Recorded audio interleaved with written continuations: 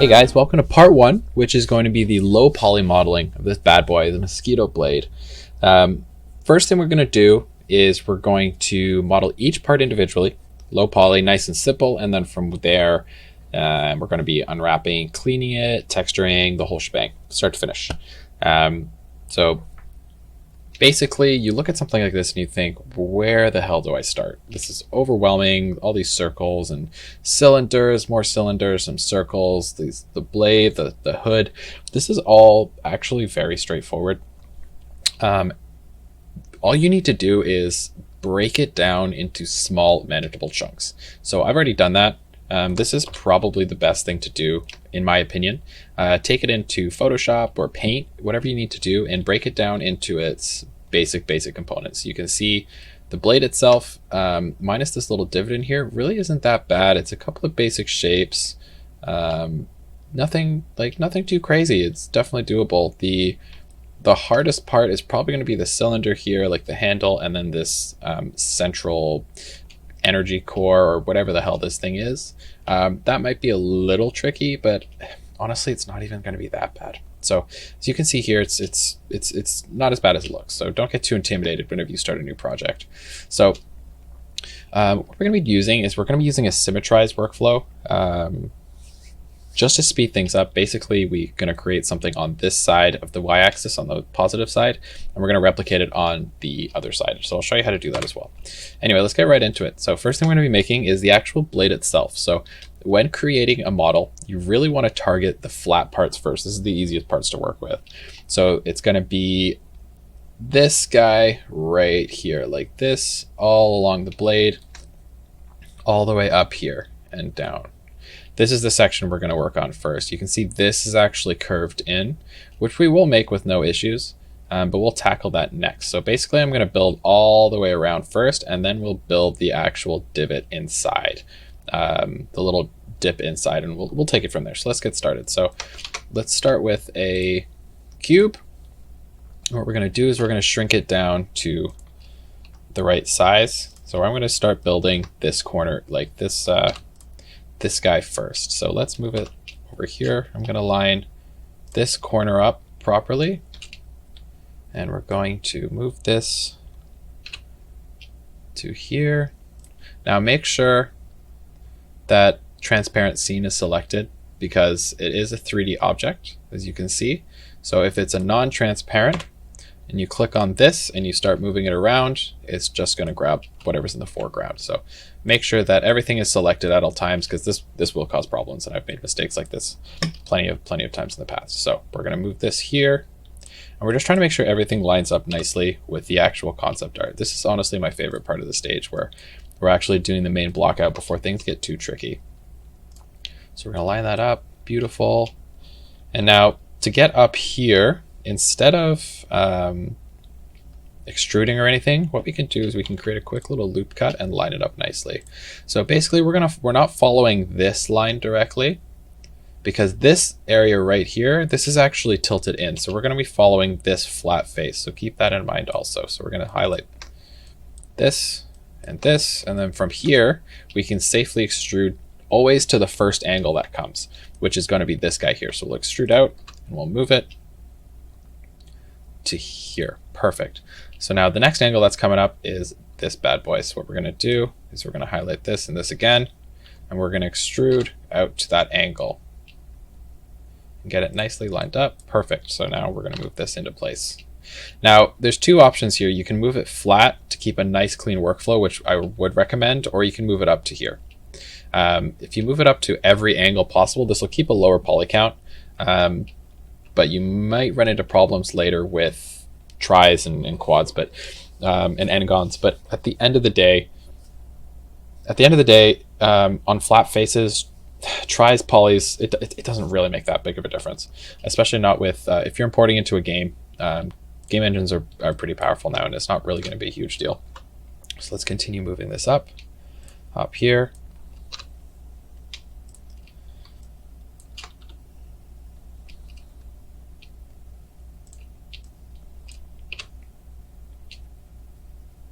Nice, lined up. And this goes all the way up to here. So we're going to move up to the next angle, going to extrude up line it up nicely. Now it doesn't have to be perfect. I know I'm just getting like a basic idea of where it's going to go. We can really angle these out and straighten them out once it's fully blocked out. Don't waste your time right off the bat getting everything absolutely pixel perfect, because there is going to be a phase for that. So we're going to move that to here, and we're going to move into the final section of the blade. Now we have to decide how we want it to look. Do we want it to be flat on the back side here, coming up the back of the blade, or do we want it to be a little angled? I'm going to go with completely flat for now, just for simplicity's sake. Now we've got everything nicely lined up. You can see it's really starting to take shape. We're going to extrude straight up to this last corner. Beautiful. Now I honestly might leave out this little detail here. Just for now, if we really want to hop into Substance Painter and add some normals and add little details like this, absolutely can. But for now, I'm just going to leave it nice and simple and keep the mesh really clean, which I like. So we're going to hop up to here and move this into the final top corner. Amazing. Now, here we're probably going to end up with a little triangle, which honestly at the end of the day is okay. Or if you really want to avoid it, you can pop this guy right here and then extrude one more time. So let's do that just to keep it clean. Awesome. Yeah, that looks really good. So just to keep things simple and keep them in perspective, we're going to shrink this on the y-axis. So we're going to shrink y, kind of get it into the blade shape so far, the blade shape that we're working with. Awesome. So the next part we're going to touch on is we're going to finish out this side of the blade here. Actually, yeah, let's go into this divot. I could see this being a problem later on if we don't address it right now. So I'd like to tackle this now. So let's grab. This is going to be a bit of a hack, a little hacky, but it's not going to be a big deal. I just want to get this this shape blocked out, and then we can kind of work on making it look pretty later. So we're going to extrude these points into here and move all the way down, I think. So basically what we need to do is, I'm going to give you my thought process here. We need to think about how it's going to look when we actually extrude this down. So let's grab these two and mess around with it. So let's hop in here. We're going to extrude into these two corners and pop these in here. That's actually not going to be too bad. So we'll select these. And we'll move these all the way down to where they need to go. Extrude all the way into here. And these are going to be our 2 points where things are going to start connecting. Amazing. Yeah, I actually quite like that. Next thing we're going to do is we're going to create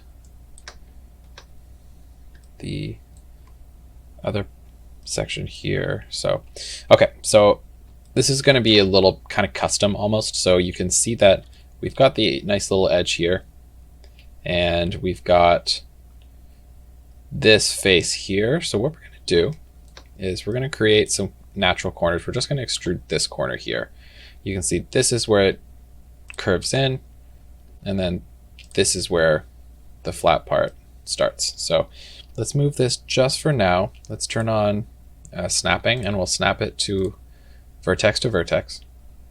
We're going to put a mouse right over it, press G, and snap it right on there, just for now, just to see how this ends up looking. I know I dragged it along. Looks like there's a curve here, but we're going to get that.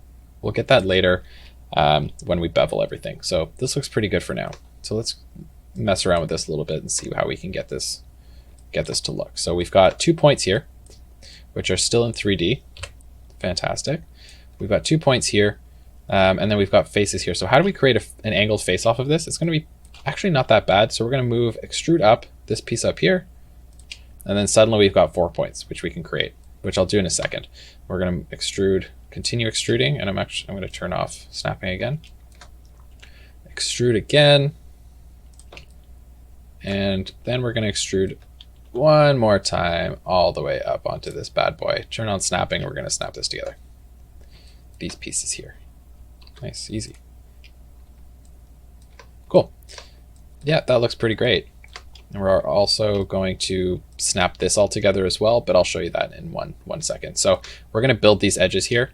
So instead of selecting, there's another way you can do it. You can press C and then just boom, boom, boom, done. To connect everything, we're going to press F. So here's the issue we have with this guy as well. Let's go into the side view and let's delete this back half. Delete these vertices. Just while we're building some faces, just to make this less complicated. So we're going to go C. We're going to add that face there. We're going to unselect it, C. Add a face by pressing F. C, face it up. And then 1, 2, 3, 4. That's not the prettiest face, and we could change that later, but for now, looks good to me.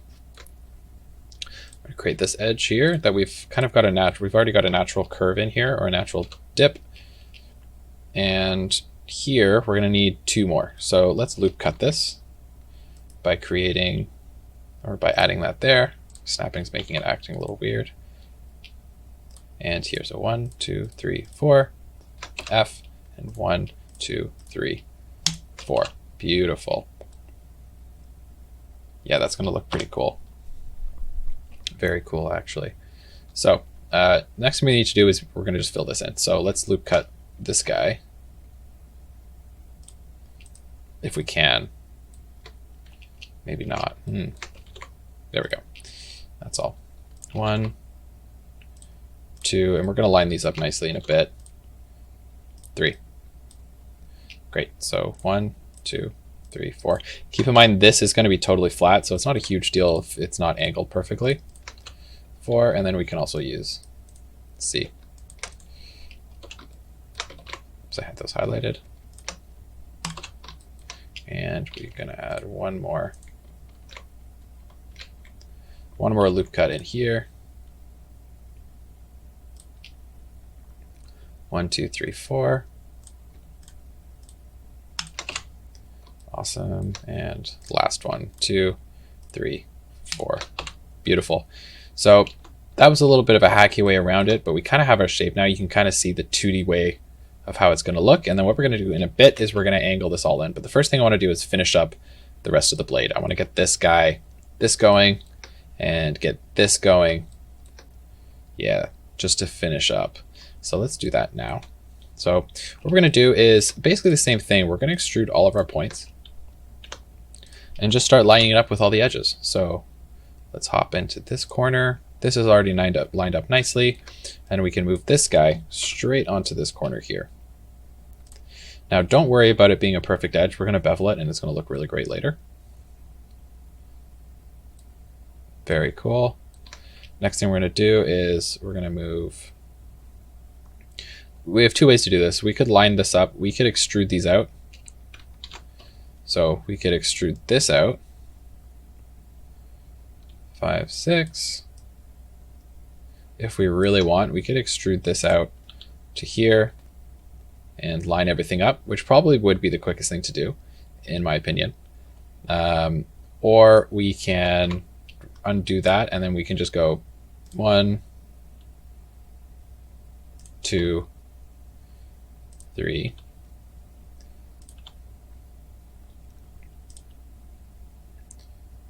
And line it up like that and just face it out. So now that I've got this done, let's just do it this way. But just so you guys are aware, there's multiple ways to get this done. So I'm just going to make this a little more lined up. Make it a little cleaner.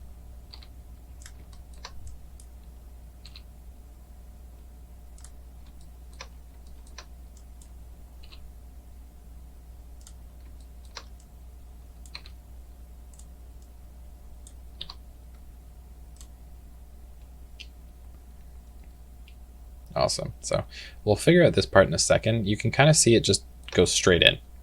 Just kind of dips straight in. So we'll probably create another quick little line here and connect it nicely. But we'll worry about that in a minute. Let's just get these faces lined up. Let's get these faces collected. Face 1, 2.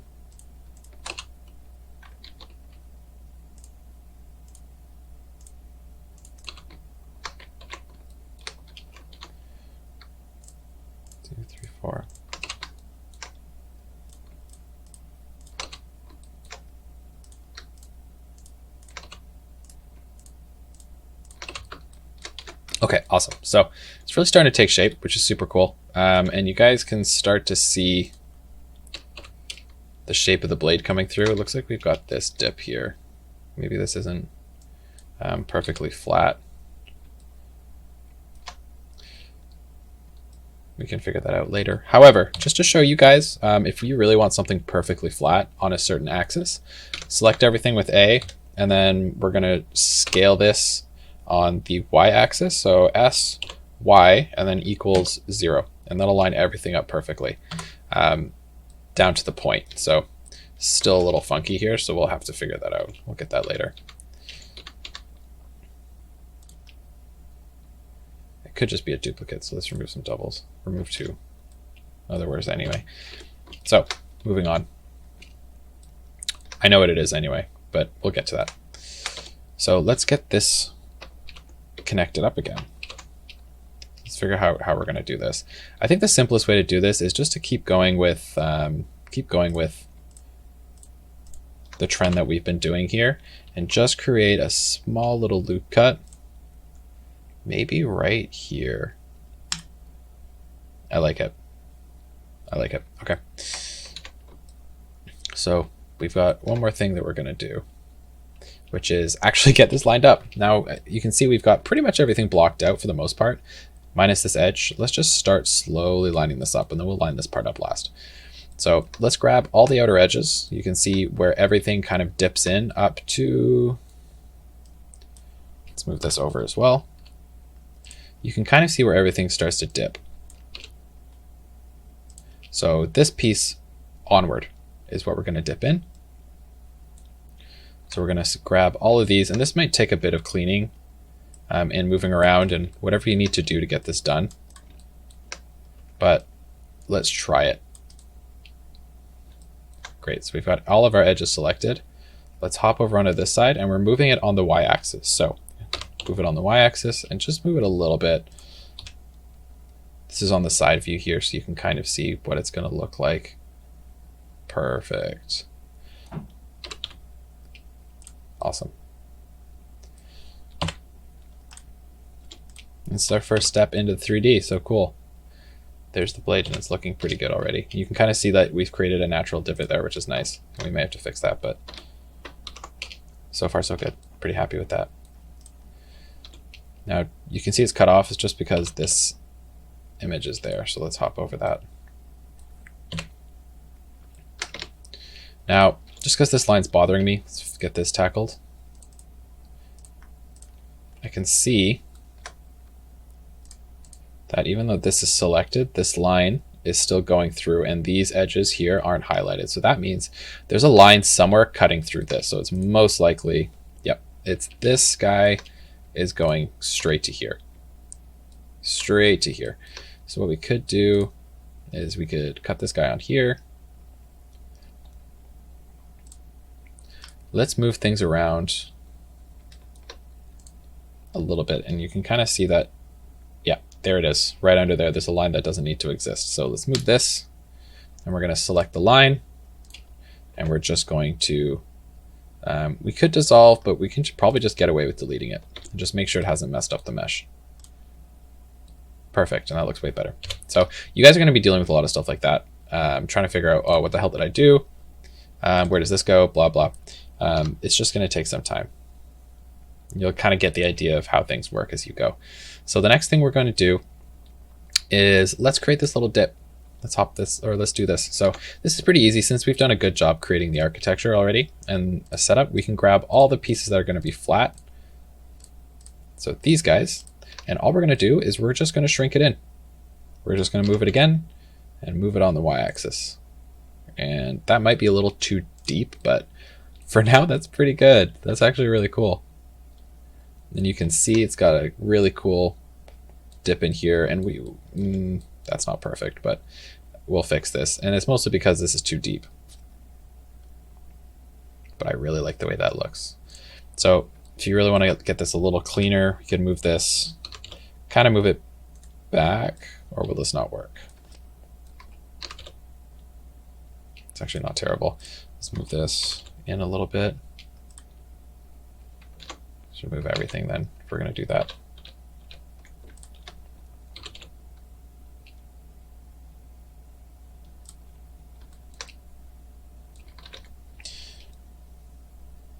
Cool. You can worry about this later again. Awesome. So we got the first part kind of done. So not as bad as you guys thought it was going to be. Let's finish this up using what we've learned so far to create a little divot in here, our little edges. So we're going to highlight all the pieces that are going to be affected. 2, 3, 4, 5, 6. And after we get these all selected, we're going to line them up. 9. And this is technically going to be flat, but let's do this. So we've got all of our pieces that are going to be extruded out, and we're just going to press E to extrude again. Try and get it as lined up as we can, just to save us a little bit of time, and let's get to work. This is me lined up on this corner.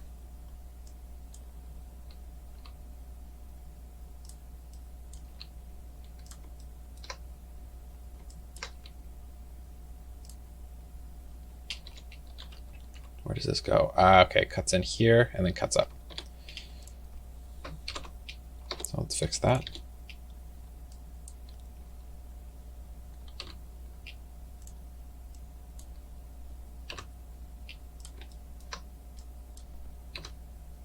Corner is right here.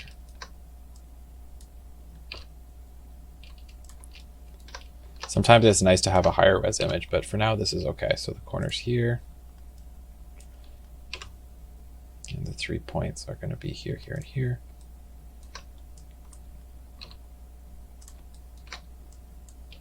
Let's find the corner right here.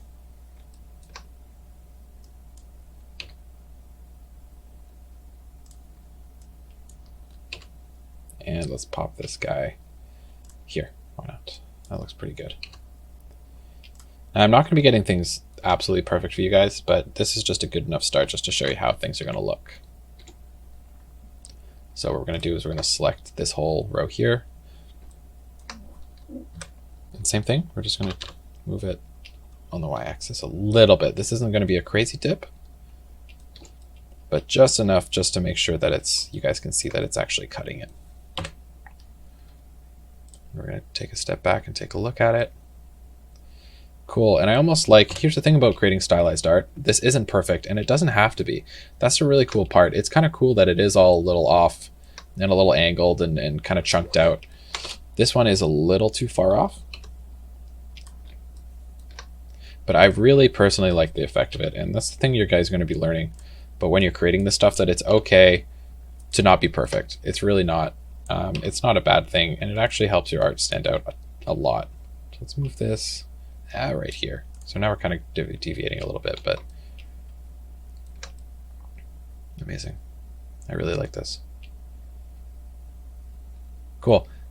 So let me show you quickly how to do how to symmetrize pieces.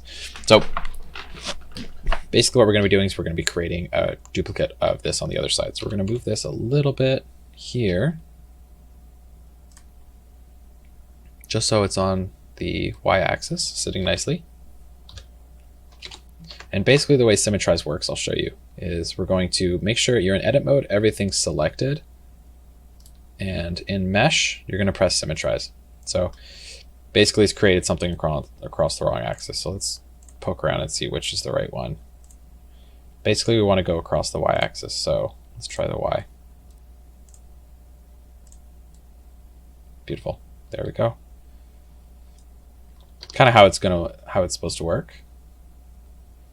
And now it's created a cool like 2D or 3D image, 3D piece, just like that. It's very simple. And it does a decent job of connecting the dots in the middle. Sometimes it doesn't do it perfectly if there's a bit of overlap, but we can actually go in and do this ourselves. But I'm fine with this for now. I'm totally fine with this part. Yep, looks cool. Amazing.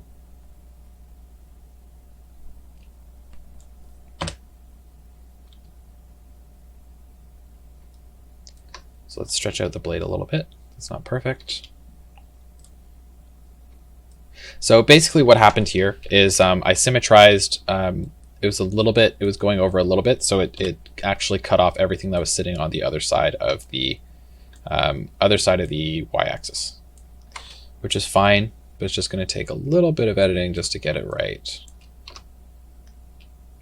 Put it here, here, and line this up.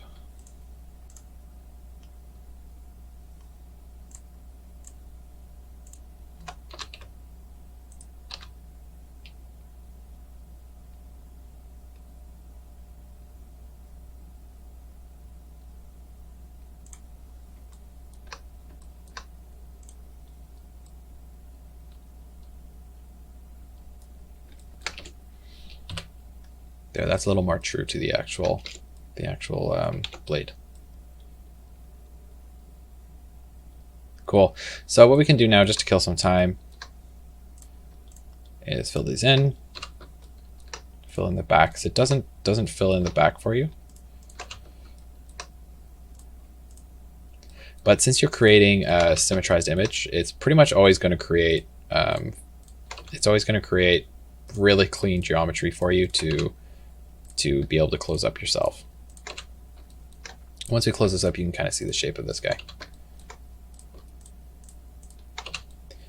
In the next few steps moving forward, I'm going to explain my process less and less. Now that you guys have a basic idea, I don't really want to waste a whole lot of time explaining how I do this over and over and over again. So keep all these tricks in mind as I'm moving forward. 3, 4. And we will probably be deleting some of this geometry later as we clean up on that in the cleanup phase. But for now, I just want everything looking nice and clean, closed up. And last part, we're just going to finish up here. Now again, this is a totally flat surface, so tries are going to be okay. If we need to create quads, we will. But with hard surface modeling, it's not going to make or break your model, having a couple of tries here and there. I think we have 2. So far, 2 tries, which is totally fine. The only issue with tries is, let me explain this before we move on. The only issue with tries is if we wanted to loop cut this, which we don't, but if we did want to loop cut this, watch what happens. It stops right here. Can't create a loop cut in the top parts. You'd probably have to just line it up. You'd have to do this as well. You have to select it here and create an edge itself, which isn't great. So keep that in mind. That's exactly why we don't want to use tries, especially when animating, but hard surface, totally okay. Should be fine. Now there's a couple of things we can do. If you want to get this completely like really clean and not perfectly 2D, we could bevel this as well.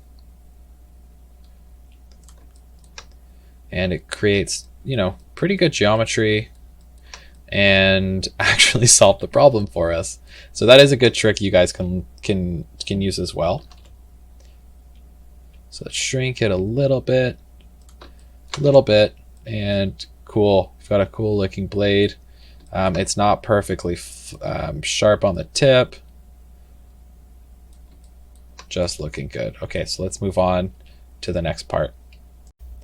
Okay, so we're moving on to the second part here, which is going to be this little compartment where the ignition or looks like the heat source is held. So what we're going to do is we're going to take a look at our reference image and we're going to see how it's going to be broken down, which is this little piece right here. So pretty straightforward. We're going to be cutting out the circle separately. So let's not stress about making a shape and building it around, but we can just simply cut it out using something called booleans, which I'll show you. So pretty straightforward, almost like trapezoid here and then another trapezoid here. So this will be a fairly quick one. So let's do this using the techniques that I've shown you. So we're going to create a cube. And we're going to delete on the side view. We're going to delete the back just so we've got vertices on this side. And we're going to shrink this down to the right size and move it into place and start to work. So there's always a ton of ways you can work with objects, and there's always a ton of ways you can model something. So it really depends on your style and how you want to get things done. So let's line these up and let's see how this looks, because I bet once we get it out and match up the corners, we might not like it, right? So I don't like this right off the bat. It's not clean. And when we extrude this out, it's going to cause more problems. It's not perfect. At the end of the day, it is okay. So let's move this here. And let's move it around a little bit and mess around with how it looks. So let's shift these and look at this. It's already way better. This flat face here is what we're working with, by the way. This is much cleaner. This is going to extrude nicely when we extrude here to this corner. And then we're going to extrude again into this corner here. We're going to line that up. See, and look how much cleaner that is just by working with it. So before I move on, basically this looks like a ramp down here. So you have to keep that in mind, the small details, and think about how is it going to work with your image, because as of right now, this is still sticking out from the image, but it needs to connect with this bar at some point. So you do have to think about it. So let's pop this right here, line this up a little better. And then we can see this is exactly where our ramp's going to be. Let's move it back a little bit right here. Great. And we're going to extrude this guy out to create all these ramp parts. So before we create the ramp, what we're going to do is I'll show you kind of a little trick, because if we were to just go all the way around and extrude this, these lines are connected too. So when we extrude and expand it, it's going to create all this extra geometry that we don't need, and it's going to be a pain to clean up. So what we're going to do instead is we're going to start on one side, extrude it out, line it up, extrude it out, line it up on this side, and then we'll connect it that way. It's probably the cleanest way to do it. So let's do that first. So I've already got this side selected. So let's extrude, and we're going to line this corner up here. So we'll extrude that, and we'll start lining up. Now we're also going to be doing this side, so it's going to create a line here, and we'll be able to connect this face too, so don't worry about that.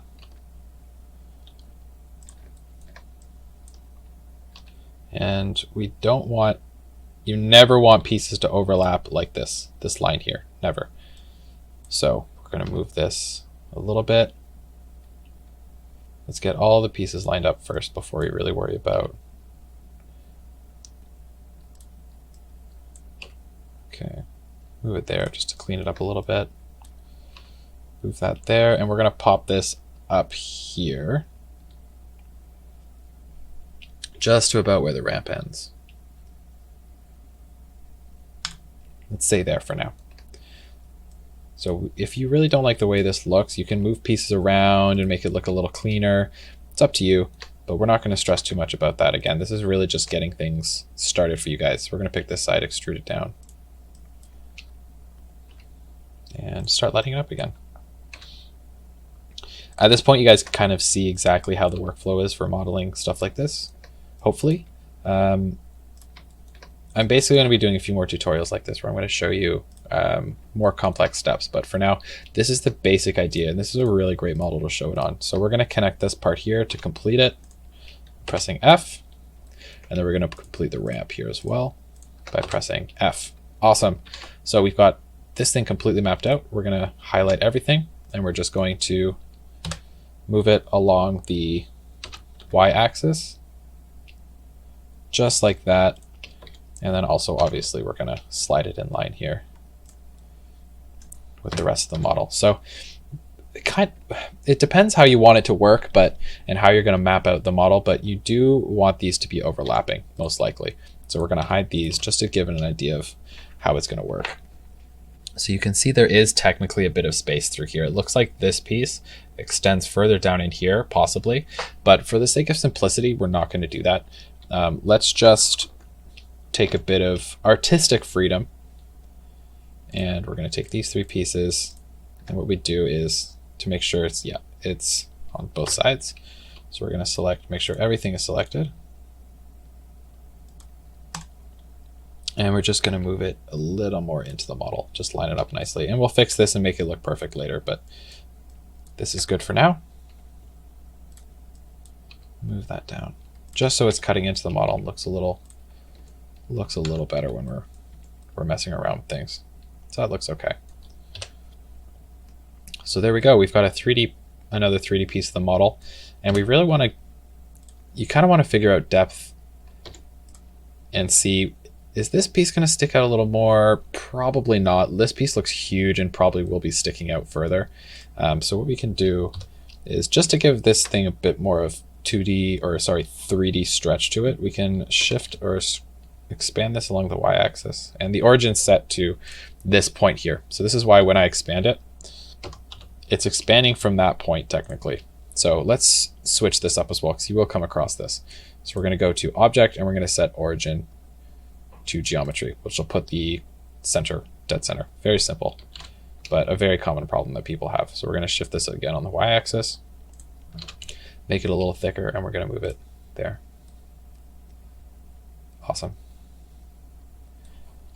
So we're not done yet. We're going to actually create a circle here, and we're going to cut into it using booleans, which is pretty cool. And to stop distracting me, I'm going to hide that too. So what we're going to do is we're going to create a circle, a flat circle, and we're going to rotate this 90 degrees so it's facing up. And we're going to move this into the center here, dead center. If you move this, if this is a perfect circle, you move this into the dead center, so when you shrink it, it'll line up perfectly, just like that. So basically that's our first shape done. We're going to be creating these cuts and images later, and we're going to add the finer details later. So let's just get the basic blockout shape done right now. So this is going to be pretty straightforward. We're going to press F to make this a circle, and then we're going to extrude and expand it out. And that is it. We're done. That's it. So all we're going to do is move this back on the y-axis, depending on how deep you want it to be. And then we're going to, it doesn't really matter where it goes. I just want to see how deep it's going to be going into the, actual object itself. So that looks pretty good to me, because we're going to need a little bit of real estate in here to create the, create these pieces. We can actually mess around with that now if we really want. So basically what I'm thinking is we can kind of create, let's see if I'm right here. We can extrude this in. Yeah, we could do that if we really want. But for now, we'll leave it. I won't get too complicated now. Let's move on. Let's stick with the Boolean stuff. So we've got this image here, or we've got this object here, and we've got this object. So let's get this all cut up. So this object is going to be the object itself that's doing the cutting, and then this is going to be cut into. So let's mess around with it, just so you can see what I mean. So let's hop in here, make sure one of the objects are selected, and we're going to add a modifier, and we're going to add a Boolean. The operation itself are here. These are the functions that are going to be performed. Do you want it to combine the meshes using the difference, combine all of them together, or using the intersection? So I'll show you each one here just to give you an idea of how it works. So first, let's select the secondary object. So you could select from the drop-down menu here, as you can see, or you can just click this guy and use it to highlight the circle and click on that. So what you can see is it looks like it's been applied using the intersect. So let's try difference. And you won't be able to tell that it's applied or not. Here's something that I ran into, an issue that I ran into. Suddenly you do it, and this is technically correct, I think, but nothing's happened. So what you have to do is you actually, before you apply it, you have to hide. This object's still in here, so you have to hide it, right? And now you can see it's done perfectly. And let's make sure that's beautiful. I like it. Okay, great. So that's done. So what we can do is we can either, if we're happy with that, we can do it, or we can stick with it. If not, we can alter it later. So what we're going to do is we're going to leave it for now, and let's not apply this yet, because I don't know if I like the way the circle looks, and it looks like there's a lot of points. If we want a low poly model, we could cut this down quite a bit. So I might do that later and clean it up. So keep that in mind, because what I'm thinking about doing is taking pieces like this, extruding it in, and then kind of like rotating it like this and doing it on every other one. But it won't look as good if there's this many points. I don't think so anyway. So we'll leave that for now. But this is the second part, so it looks good.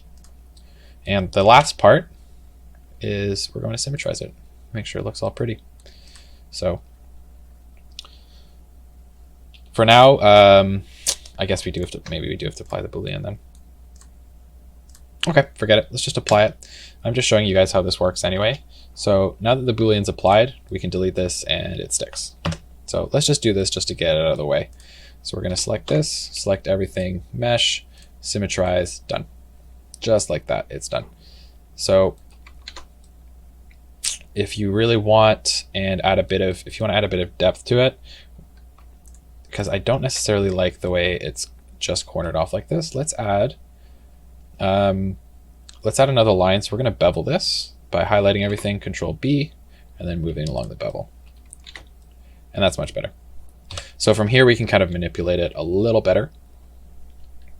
So let's grab the rest of the object, move this into the center. And from here, now that it's lined up, we can expand it a little bit. That looks great.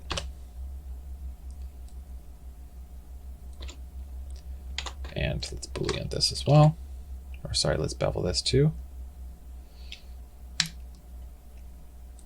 Great. So what we can do is we can press F and create some circles there to create the faces. And now from here, you can see that it actually got shrunk a little bit again because of the way the Boolean works. So we could expand it, or we can honestly go back and do it again. I think we might have to do that.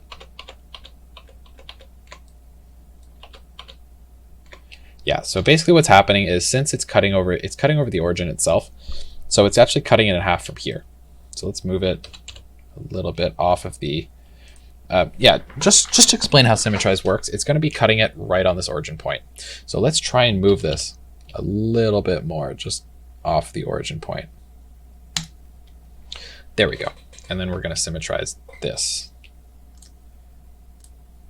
See? Cuts it right in dead center. From here, make sure this is all good. Okay, I expanded it. Yeah, I didn't have everything highlighted. I thought I did. That's why things like that happen. So highlight everything with A, and then we're going to move it again.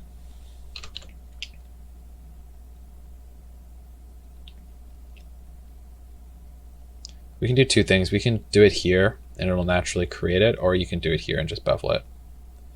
So let's just do it here because I'm feeling a little lazy today. Symmetrize, make sure it's all good, great. And then highlight all of this, bevel it out. And then the faces are already made, so we don't have to do that again. Great. We'll bring everything back and we'll move this nicely in line. There, that's cleaner. Much cleaner. Cool, so the second part's done. So moving along nicely here. Okay, so the next thing we're going to be tackling is this center compartment here as well. This one's going to be a little interesting, and there's a bunch of ways we can tackle this. We could do this part's going to be the trickiest part. Getting this, actually, these outer edges aren't going to be bad at all. Now, this is going to be tricky, and there's a bunch of ways you can do this. So you could model this little divot here and Boolean it, but that would create a lot of weird artifacts and stuff on the edges most likely. So I don't know if I want to do that. I will be creating probably Booleans for these guys, but we'll see. Or we could get this later. Say we hop into Substance Painter, we can just almost paint it normal on this, so the light and shading still refracts off it properly, but it actually isn't in the geometry. But this is a modeling tutorial right now. So I'm going to show you guys, we're going to mess around with this, or we're going to see a way to model this. It might be a little tricky, but it'll get the job done for what we're doing. So first thing we're going to do is we're going to create the actual circle first, just to get it outlined. So we're going to create a circle. I'm going to rotate it 90.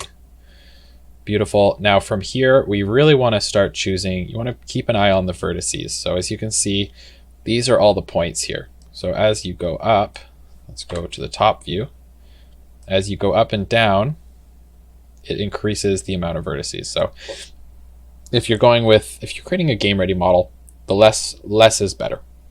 Less is better. So let's go to, the default is 32, I believe, which we don't really need, but since it's such a big part of it, let's stick with 32 for now. Just keep in mind that you will have to change things like this in the future, or it's something to actually keep your eye on as you're modeling things. So let's put this in the center. The first thing we're going to be going is for a flat spot, right? Actually, the only flat spot on this is the actual circle itself. This is an edge here, this is an edge, and then this is actually edged out as well. So put this dead center and shrink it in. And we'll try and line this up properly. Now the thing with concept art is sometimes it's not perfect. So we're working with what we've been given here, and we can rotate this. Actually, this is pretty great. We'll rotate this so it the lines actually line up with the two divots here. Let's see if we can get that to work. Oh, yeah, that works. That works very nicely, actually. Great. So we're gonna do something a little hacky here, which I'm totally fine with, but some people aren't. We're gonna highlight this, and we're gonna actually, before we complete the face, we're gonna build out this this image. We're gonna build out this little divot here. So let's go ahead and do that quickly. Let's see how this turns out. Let's turn on this mode. We'll get everything lined up. The way I prefer to do things is you pick a side and then just line everything up with that right off the bat. So let's do that now. Make sure we're all in 2D. Great. So we're going to line up this side here. 1, 2, 3, and then we're going to connect these dots for the fourth part, and we'll extrude this out later. So don't stress too much about that. So let's line this up. Corners about here. I wish we had a higher res image to work with, but this is going to have to do. And we'll move this right onto this corner. Great. We'll face this up. Amazing. So now since we're working with quads, we can actually loop cut this and dip it through later, but we'll do that in a bit. So the next part we're going to do is, now that this is all modeled out nicely, what we're going to do is we're going to create the rest of the geometry here. We're going to move out into this edge here, and we'll create this divot too. So we're going to highlight everything. And there's an extra line in here, I'm guessing, which we'll sort out in a bit. But for now, this should be good. And make sure only the outside is selected. We're going to extrude and then expand it out. Amazing. And you can see as we move it, it actually looks pretty good. Great, so let's make sure it's lined up nicely. Doesn't have to be perfect, but let's get it close enough. Great, so this is where the geometry for this internal piece ends. So let's go ahead and cut a nice little loop cut in here. And what we're going to do is we're going to move everything on this outside down and line it out. So we're going to move it on the y-axis, move it in a little bit, depending on how far you want it to go. And that looks good enough for now. And we're going to expand this, and we will dissolve these vertices here as well, which I would like to do. So let's try that again. Expand it out onto the next, this is the top corner part, and we will dissolve these. This is where the geometry ends. You can see it's just killed it. So now we have an end gone here, which is okay. not a huge deal. We're going to finally create, this is going to be the outer rim, which we'll model using these pieces. So this is where I'll show you that it really wasn't that scary in the first place. Fantastic. So here we go. Now let's get the shape of this guy down. So this is going to be the main part here, which will kill that, and we'll kill that. And so we're going to move this all the way up. We're going to move this up. Beautiful. Now you can see this divot here is already down in the bottom. So we'll move this piece up now to simulate the same thing, create a nice little edge. And then this last part is already in line. So here we can go. We kind of have the shape already. Pretty simple. So the next part, which we're going to have to mess around with a little bit to get this sorted out here. This might not have been the best way to do it. I'm just trying to show you guys how we can tackle things. So we're going to move this, and we're going to, before we touch this and this piece, we're going to move this in a little bit on the y-axis and see how it looks. I'm excited to see how this turns out, honestly. Cool. So there we go. We've got a nice little divot, and it's actually kind of worked out. We can move this in. Or do I want to break the circle? Not really. So we'll leave that there. But we can move it. What if we move it on the y-axis? Let's see what that guy looks like now that it's moved up. I don't like it. I don't even want to break this, honestly. Don't want to break it. So I think that's going to be good. Hey, it looks good to me. This is just good enough for now. I like it. So let's fill in the rest of the face here. So we're going to select all these outer edges, make sure nothing's selected, and face, all they're selected, and face. And that's it. Look at that. Simply just using manipulation, we've created a pretty cool object. It really wasn't that bad at all. It's not perfect in here. We're going to be painting over it, and there probably are better ways to get around doing this, but this is a really, really simple way to get this done. So next thing we're going to do is we're going to line up all these parts here. So let's get started on that. So this corner is going to go in here. This corner can dip in here. So this isn't going to be great, perfect either.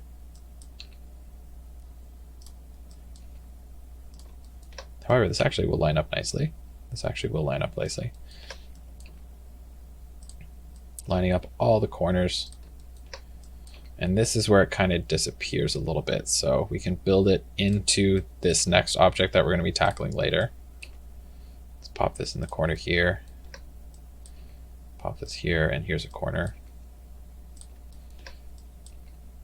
Kind of see where this is going.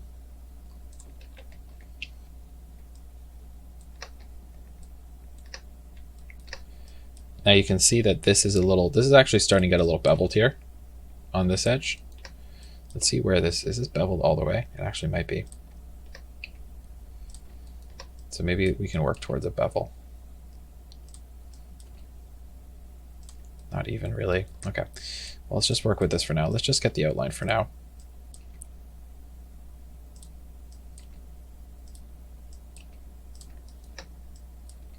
Yeah, you can see here it's really, so if we highlight this and hide it,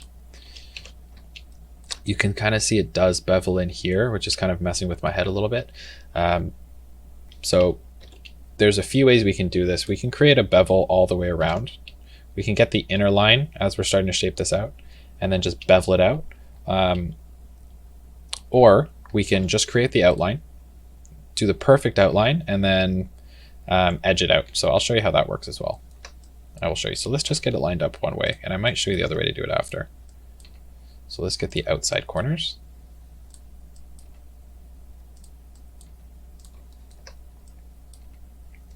Corner here. Let's hide this now that that's in the way.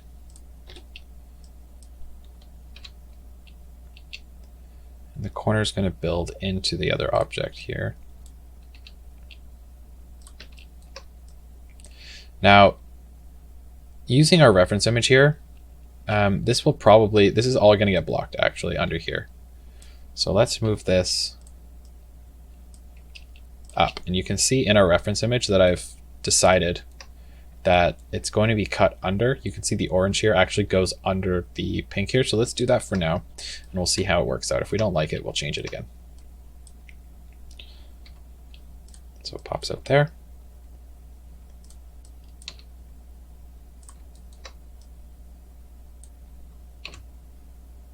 Where is it? There it is.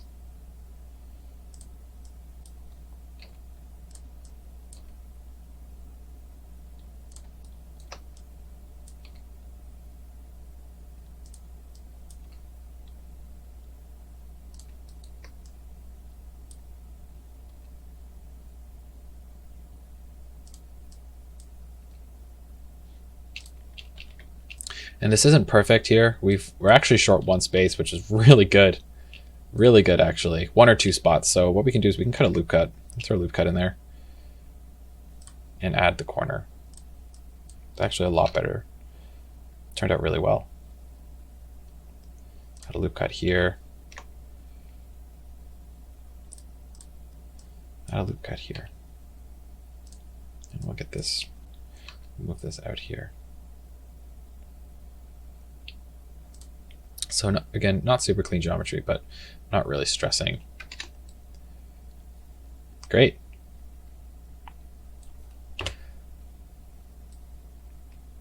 How does the rest of this, so how does this look now that it's perfectly solid? Pretty great, honestly. Really, really good. So what we're going to do is we'll grab, there's a few ways we can do this. We can grab this and extrude it out, which I'm kind of okay with.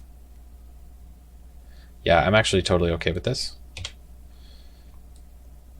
And then we'll move all of this. Here's what we're going to do when we symmetrize. So we're going to extrude this. Again, we'll select, make sure we're selecting everything, and we'll select this whole side, and we'll move this a little bit further. And then we'll select everything and move this along the x-axis, so right here. So when it symmetrizes, it'll actually create this flat part here. So let's mesh it, and we'll symmetrize. Make sure we have the right one. Whichever one it is. I never remember which one it is. Maybe X. How about Z? There we go. It doesn't make sense to me. And there we go. First part. It looks pretty good to me. That looks really great. Now we can add in, we can Boolean in the other stuff as well. But for now, this looks really, really good. And this is good enough for basics. If you really want to clean this up, what we'll be doing is we'll be dissolving these as well and moving a few things around. But for now, that's the basic shape. It's done. I'm happy with that. Okay, so on to the next part. What we're going to be moving on to is this blade guard. I don't even know what this is, but it looks really cool. So let's tackle this next. Basically, you can see it's curving over the blade. So this one's going to be not trickier, but it's just a different mentality. And I'm going to show you guys how to work around with this. So you can see my reference image. I've only copied one. We're going to be working on these two parts here. Just this part here, and then the nuts and bolt, which is just going to be a circle, really. Two separate objects, just for the sake of simplicity. And I know you can see that they're molded in here, so we could mold them like that if we want, but just for now, I'm going to keep them as separate objects. So I'll show you how to do this. Let's get the shape here first. So what we're going to do is we're going to create a cylinder. Now, keep in mind, mine's set to 12 right now. Keep in mind, yours is probably going to get to 32. So as we create more and more, let's move this and I'll show you. We're going to be creating 1, 2, 3, 4. So if you want to keep this count as low as possible, this is where it really starts to, the faces really start to add up when you're doing duplicate objects like this. So I'm going to do 12. 12 should be good enough. It's going to look very low poly, but I think this will look pretty good. I think so anyway. So let's just go with 12 and see how it looks. We're going to try and stretch it out to get a decent size, basic idea of how tall and skinny it's going to be. So that looks pretty good. So let's shrink it down there. Awesome. So keep in mind, this isn't a full cylinder. This is going to be a half cylinder. It's basically cut in half. So we're going to take this object, make sure we're selecting everything. We're going to take half of the object and we're going to delete the vertices. So now we've got a nice little half. And we're going to shrink it on the y-axis a little bit anyway. It's going to stick over a little bit, but just shrink it enough just so it's got a nice curve. There we go. Looking pretty good. So we're going to rotate to get this shape. Very, very easy. Let's just rotate these guys in a little bit. We're going to rotate these guys. And let's move this onto the object so this lines up. Great. And we'll expand these a little bit to make sure these are all selected. We're going to select everything here at these edges and move them out. And we'll expand these guys, move them down a little bit, just so it kind of has a better shape. And let's pop it on here.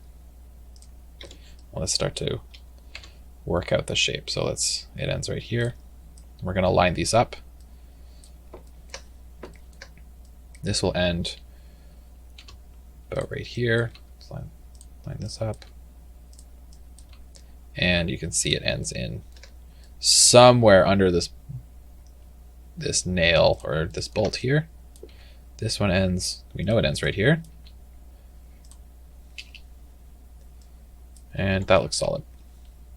Very simple, very low poly, kind of exactly how we want it. So there's a few ways we can mess around with this. We can just simply create duplicates. Honestly, that would be very easy. We can create duplicates and layer them on top of each other. But what I want to show you is how to create a single mesh. Since we're going low poly, let's do it that way. So starting this way, we're going to highlight everything on this side. So this whole bottom shell is highlighted, and we're going to extrude and try and just copy this outside line here. So extrude out to here, and we're going to extrude into the corner. Extrude here, and you can see it does start to curve a little bit. So if you really want to add the curves in, you can, but keep in mind it's just going to add more geometry. Here, let's go all the way here, down, and then for the last part here, extrude down one more time, and that's pretty much it. So we've got a pretty basic shape here. If you want, we can move this here, maybe here a little bit, and we can extrude this out and kind of create like some sort of cap for it. I like it. So let's face this off. And let's end this face here. Now what we can do is we can, on the inside here, now that this is all made up, looks pretty good to me, very low poly. If we want, we could actually add, again, you can add details like this if you want. If you don't like it, I typically don't like things being in a perfect corner at the top, but if you really want, you can add a bevel and you can just add extra geometry to it. And that looks a little better for me, honestly, but that's just me. Now what we can do is, this is all going to be hidden under here for the most part anyway. So if you want to add faces to this, great. If not, we can always take these, and if you really want, we could go on this side. Actually, let's go on this side and extrude and shrink it. If you really, let's see how that looks actually. If that looks any good. No, it's creating weird geometry. So let's face it as well. I think that's probably the best thing to do here. Again, I'm just thinking over my thought process and how do I want this to look? Because basically all that's going to happen is these edges are going to go in a little bit, but that's really it at the end of the day. So for simplicity's sake, we're going to face this out. And then we can mess with it if we need to later. Also, we don't need to symmetrize this because we've made it, it's already a 3D image, so that's great.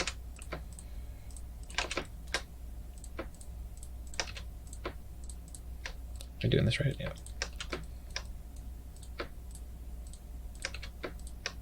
Oops, so something's extra highlighted. 2, 3, 4. Those 4.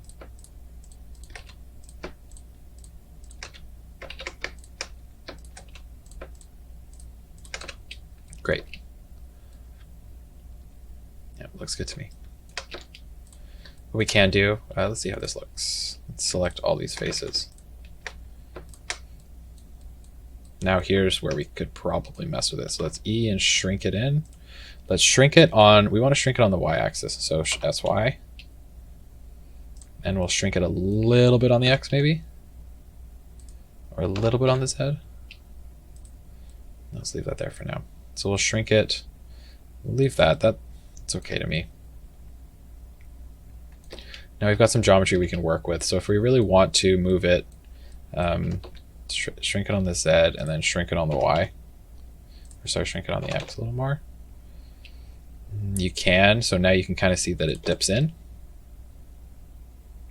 But again, it's just creating extra geometry, so it's not needed. I might end up cleaning this up later, but let's leave this the way it is for now, just to show you guys how you can manipulate these objects. So the next thing we're going to be doing is we're just going to build the pins. So this is going to be very straightforward. So let's actually hide this and just focus on one, and we'll duplicate it out. So we're going to create a circle. So we're going to grab a circle. Let's really cut down on the faces here. So let's go back down to 12 and we'll rotate it 90 and move it to the center of the first pin and shrink it. So we'll work with the outside, and then we'll work the outside, and I guess I'll work our way in. So let's get the vertex highlighted. So it cuts in here, and there's a flat part right here, and then it just goes down. So let's do the first one. We're going to extrude into the flat part, create the flat part here, and then we will extrude straight down. Move it along the Y-axis. Great. So we'll move this. Now it's got to be a little bigger.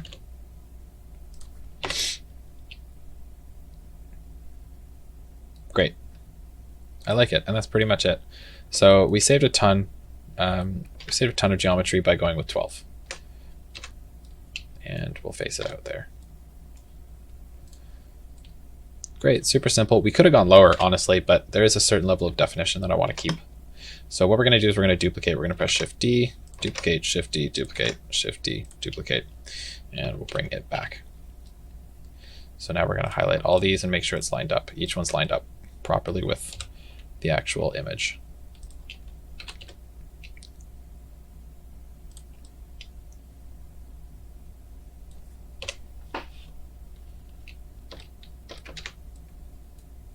Yep, looks good.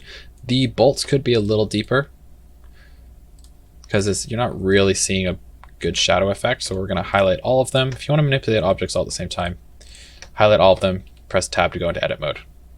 And then we're going to move it a little further. So let's go here, and we'll move it pretty much as far as we can. So G, Y, and that looks a little better, hopefully. Yeah, way better. You can see it's kind of cutting into the image, so we can move this forward slightly. And honestly, we could even do this. Select this object, and we could even scale this on the Y-axis a little bit to come out, because it is going to need to expand a little bit. And that looks great to me.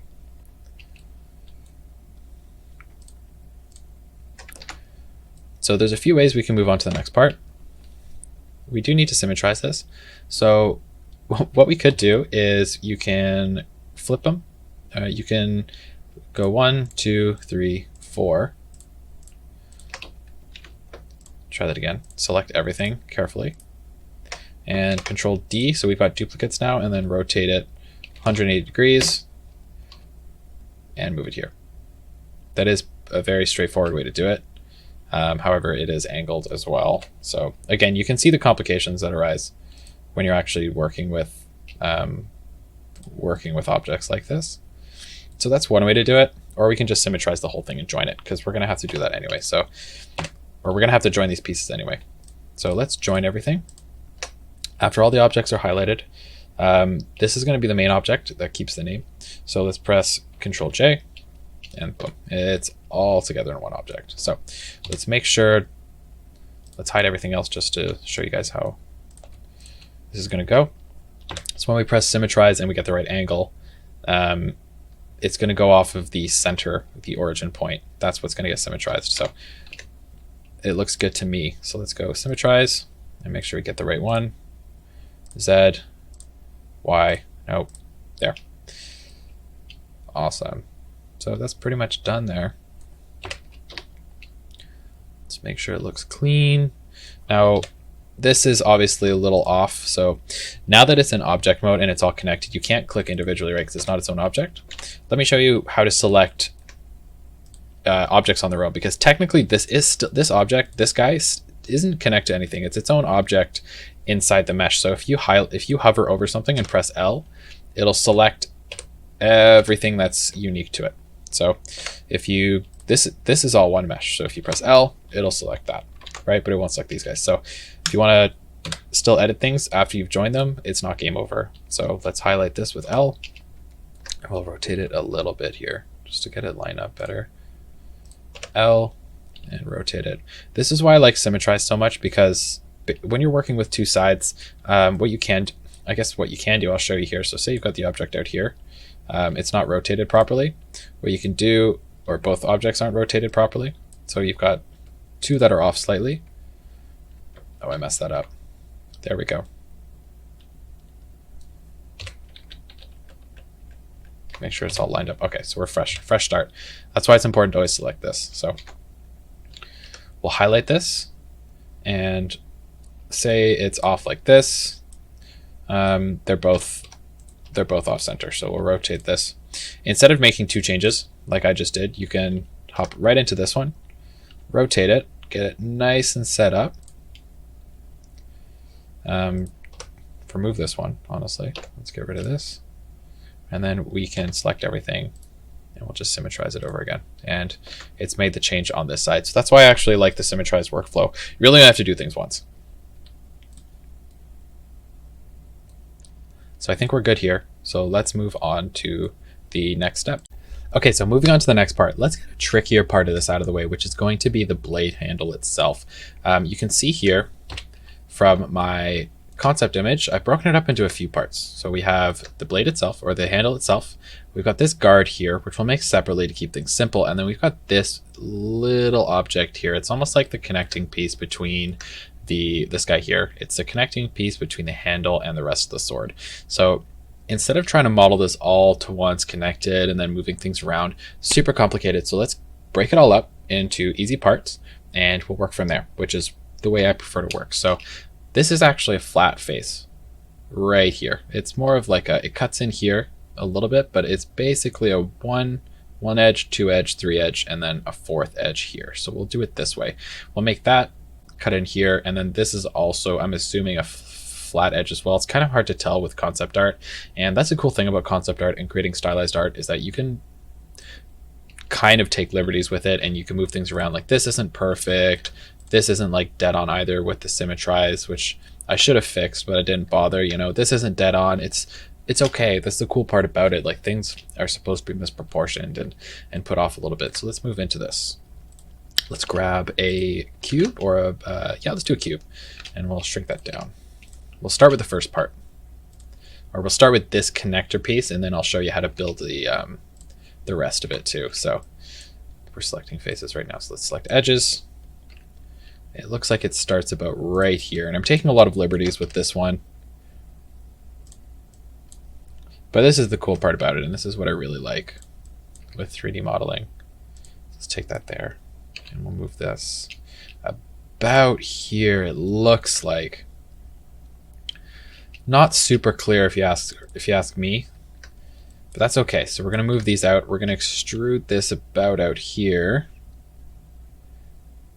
That looks fine, and then we're going to select these two. We'll extrude them down, because you can see within the image it looks like it's slightly angled. The 2D is actually done a little strangely, and we'll shift this down about here, and we'll make sure that there's no gaps. So we'll move this up a little bit. And this can be, yeah, about in here. I like it. So we'll cut off this side and we'll just work with the 3D. So we know we've got a flat face here. The only angled stuff is going to be this, and this part right here is going to be ramped in as well. So let's select everything and move it along the y-axis. So GY. That looks pretty good to me. This is actually going to be angled in very, very hard. So let's move it further. Yeah, that's much more dramatic. I like that. I like that a lot. Okay, so from here, let's hide everything else just so we can focus, and we'll symmetrize this. I'm pretty happy with this already. It does look like it cuts in here a little bit, so maybe we can do that too. Let's figure out the best way to do this. 1, 2, 3. We can either turn it into a face, but I can kind of see that there's an angle, probably a line here. So let's extrude this point. I might have created a double point there. That's why it's not letting me select. So if you've accidentally created a double, you can highlight whatever you want to affect and then mesh and clean up. There's a bunch of cool stuff here. Remove doubles. So it's cleaned up that vertices. So I should be able to select it. Perfect. So let's cut down in here. And what else can we do to make that look a little better? We can cut that. Cut another piece in here, just so we're keeping quads. And 1, 2, 3, and we'll loop cut right here to add another quad. And we'll face these together. 3, 4. 1, 2, 3, 4. So as you can see, I don't even really know if that's what the image is going to look like, or if that's what it's supposed to look like. But we kind of learn as you're going how to manipulate things and how to make them look a little cleaner, or how to make things make a little more sense as you're modeling them. So that looks good. I think we can work with this. So let's move these forward a little more. Move these this way just to make this edge here a little more dramatic. Actually, no, let's just go with these. We'll move these back further. They could go much back, or they can go much further back. And there we go. So there's that nice little shape we have. And if we really want to make this more, you want to make this edge a little sharper, but you don't want to move anything on the y-axis this way. What you can do is you can grab everything and then just move it on the z-axis and bump it up. Oh, that's selected. And move this on the z. You can see that's created a much more defined and flatter edge now. So let's go ahead and see where this symmetry is lined up. So let's move this a little more closer, or a little closer to the actual circle itself. And let's symmetrize it. Perfect.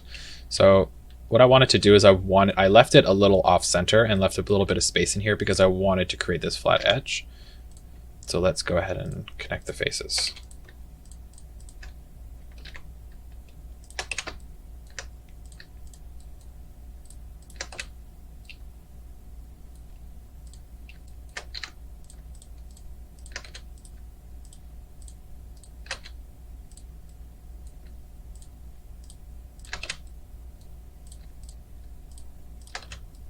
And the last part here. Now I kind of do want to connect all of these because you can see it does have a bit of a 3D element to it.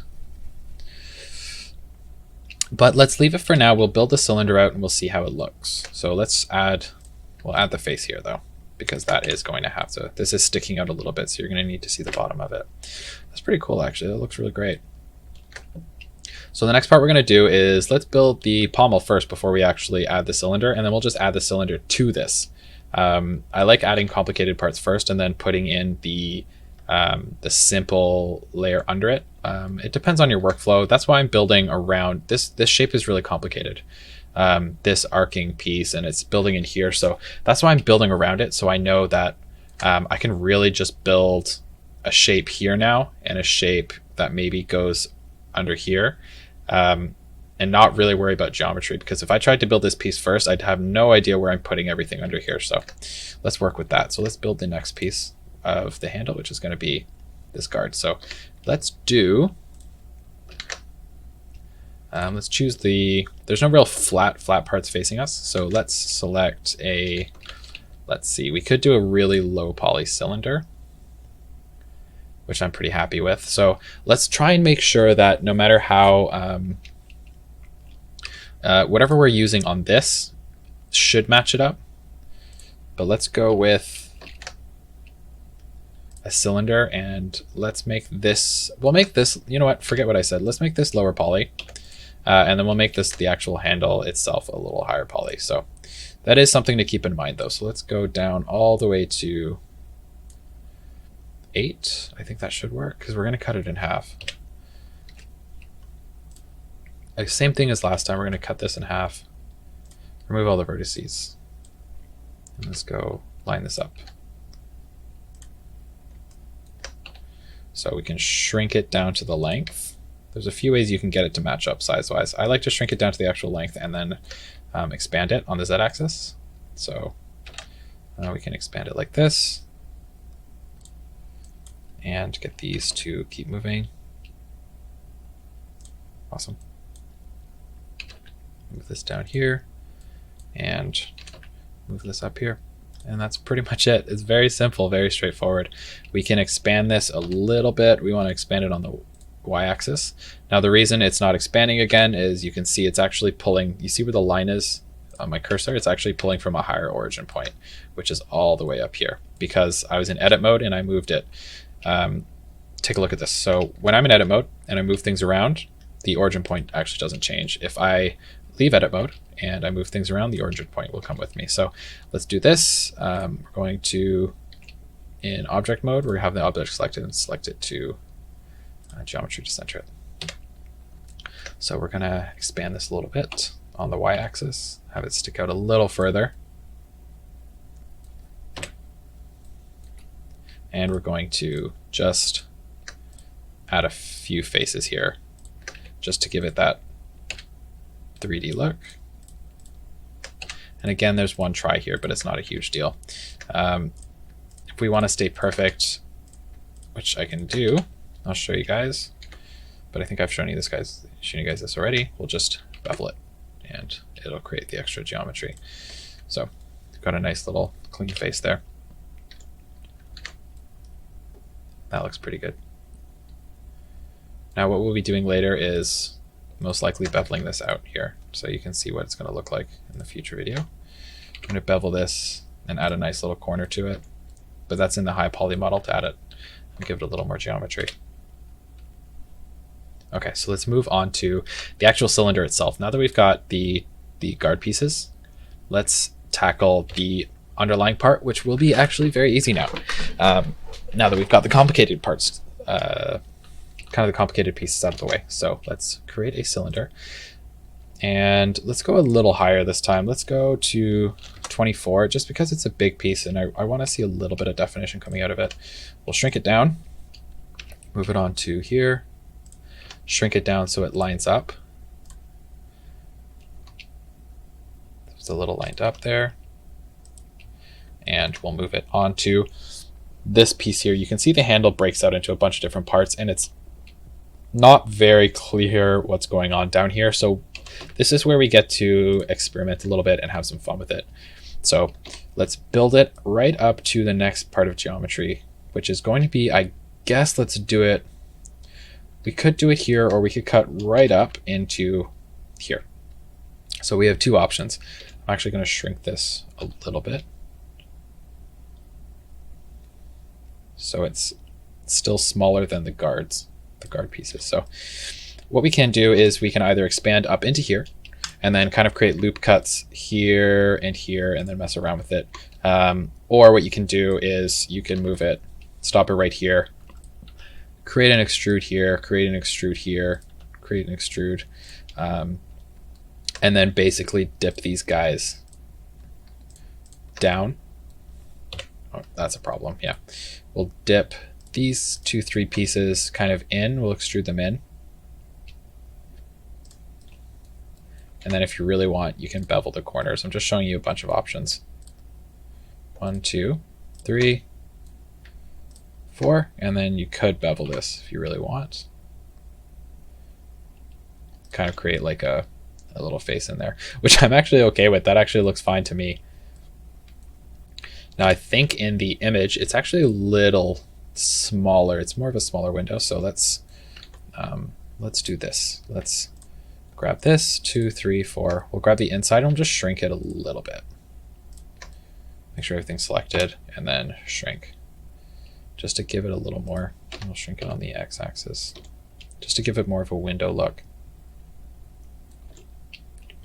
And again, you can bevel things as you want, and to add it, that actually doesn't look great, but you can bevel things as you want just to give it more geometry. But for now, we'll leave it here because I'm pretty happy with that. And you can see it's really starting to take shape now. Yeah, so that was a pretty easy way to do it. So let's grab the next part, which is going to be, we're going to build a handle out, which we can kind of do however we want. So I'm going to shift this over a little bit, just make sure it's lined up. Again, it doesn't have to be perfect down here. It's once we're past this point, once we're past where other pieces are connecting, it's not going to be that big of a deal. But let's build this out and let's see how this looks. So let's mess around with it and see what we can come up with. So we'll move this again down a little bit. And we're just going to be doing a bunch of extrudes. This is why, again, the face count is important. So if you wanted to go lower, you could go lower and have a much lower face count because we're going to extrude a lot here. So let's extrude. You can kind of see there's a divot here. So let's cut in. We'll go down to about here. And we'll shrink it. And then we'll extrude down, shrink back out. And you can see it does a weird, I'm not sure what's going on here. It's actually turning into a bit of a square, which we can do. And I'll show you guys how to do that actually. So let's do that. So let's cut down to about here. And it's a 2D object, so it's expanding a little bit. And it cuts down. Okay, so there's, this part is this right here. So what we can do is now it cuts in again. Once it hits this point, cuts in and then has like 2 more sections. So it cuts in, goes all the way down. Maybe expand it out a little more. And then there's one last section. There's one last section right here. Now again, if we're creating a super low poly model, this probably isn't even necessary. But I'm just showing you guys how to extrude stuff just so it's easier for you in the future. So we're going to extrude down, ends around here, and we'll expand it like that. And that looks, that's a little wide. We'll go here. Beautiful. Now here's what I want to do. I want to show you guys how to create kind of like little curved square shapes. So let's go to the bottom. Actually, let's isolate this. So I'll show you guys a trick how to isolate things. If you have hundreds and hundreds of thousands of vertex and you don't want to go through select one, say you want to isolate this, what you can do is you highlight whatever you need to isolate and just work with exclusively, and then press Control I, and it'll highlight everything but, and then you just press H and it's hidden. So now we've got just this to work with. So let's get rid of everything else while we're here. Hide. We'll hop back in and we'll go to a top view just so we can see what else we're working with. Thought this was gone. Great. So we've got the 4 corners here that we kind of want to, basically we want to turn this into a square. So if we go like this and mess around with it and then move these parts out, sure, we could do that.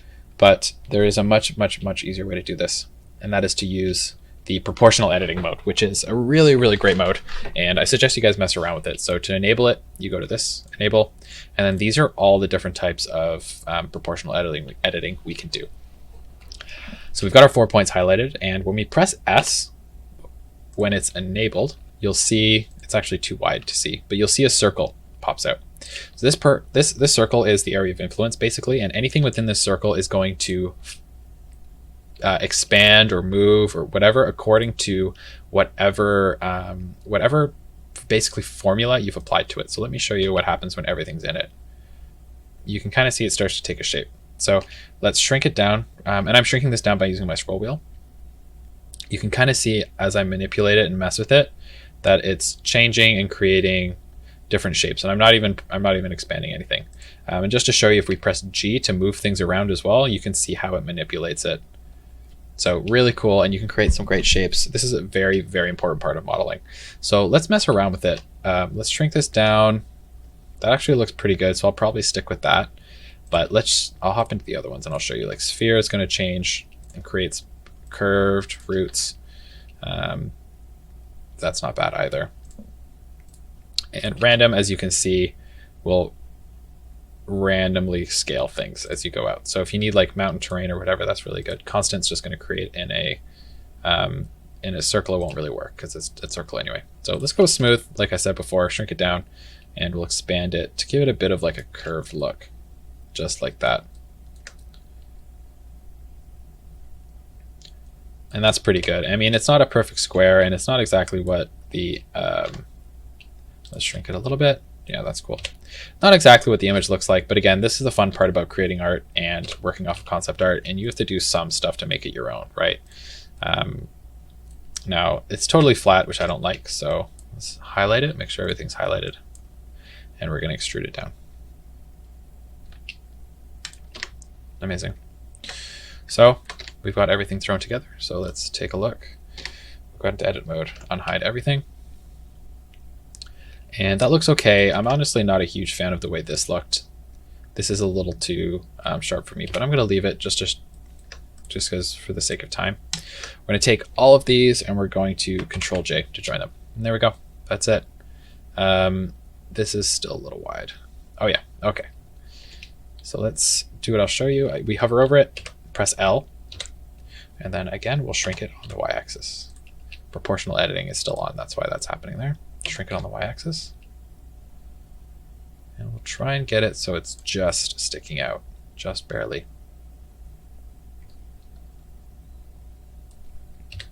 Great. So we can also move these a little bit if we really want to edit it and make it look perfect. I'd like to move these a little more. Move these down, and we'll move it along the X-axis so it's in a little more. Great, and we'll move these down and along the X-axis.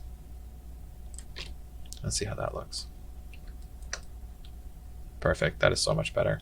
So as you can see, it's way easier to break things apart and create them separately. If you wanted to do this, it would be still just as easy. So I'll show you how to do that real quick. Let's just highlight this and make sure nothing else is highlighted. We'll hide it. And basically what you could do is you could go to face mode and select, say, these guys. And if you really wanted to, you could extrude it out as well and shrink it. So that's another way to do it, but I've done this before and it doesn't look as good, if you ask me. So there's a ton of ways to do things, basically. So that looks really great. Now what we want to do a little bit, if you want to add a little more detail, like not everything looks great when it's at 90 degrees like this, so you could rotate this. Let's get it out of face mode. We'll grab 1, 2, 3, and let's rotate this up a little bit, just like that. Looks a little cleaner.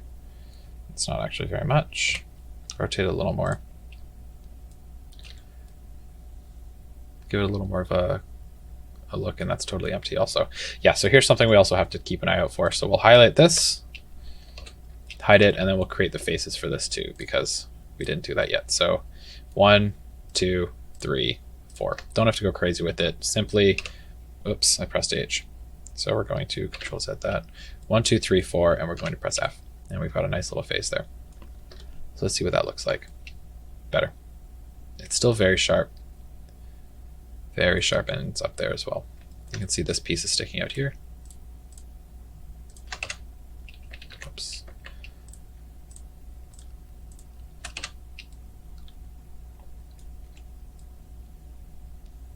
So to me that looks okay. That's not terrible. If I were to do this again, I'd probably bevel this at least a little bit. It creates weird geometry. That's the only issue. And yeah, see, that's not fantastic. but that's okay. You know what? This is going to be something we'll get when we actually create proper bevels for it through the modifier. So that's the last handle there. And next, let's move on to, what should we tackle next? Let's move on to this trigger. Yeah, let's do that next. Okay, so we're getting really close to finishing. So let's tackle the next part. I'm really saving this guy for last, this part here. So let's tackle the trigger. I guess it's a trigger, it must be. So basically what you can see from the concept art, after I scaled it out, it cuts up actually into here as well. So we have to keep that in mind. And it looks like there's like another piece sticking out as well. But the shape is pretty straightforward. You can see that there is a bevel as well. So we have to keep that in mind. It's super important that we're actually paying attention to the concept art that we're working on. So let's, if I wasn't really looking at it, I probably would have missed this, only because he did a good job, or the concept artist did a good job of having the glow come off of here. So I noticed that. So let's create this. So we're going to start off. What's the best place to start? It's always the best to start off in the most complicated corner, if you ask me. So let's start right here. Yeah, let's do it in here. So we're going to go create a cube, shrink it down, and we'll get to work. So we'll shrink it into this. Put on that mode, and let's delete these sides. Now, what you could just create a plane and then move it over as well, but this is just the way I prefer to work personally. So we're going to move this onto here, this onto here, and I think I'm going to create a trapezoid shape first. That's normally the best way to do it. I'm just taking my time getting the first shape sorted out, because we're going to be beveling, basically doing like our own little, creating our own edge here. So I want to make sure and decide that is this, I think this top part that runs along the top is going to be flat, and this part is going to be edged out. This looks good to me just for a basic start. So let's grab these, and we're going to slowly start carving away up. So what you could do is you could do this and do it on your own and slowly build up, but it is better to grab both sides and do it this way, just because you have an even face count. So if you do 5 on this side and you do 6 on this side, for instance, you're gonna have to mess around with geometry later to build it back up together and create those clean faces. So let's just do it this way. So I'm gonna start building up on this edge, and we'll clean up this side after.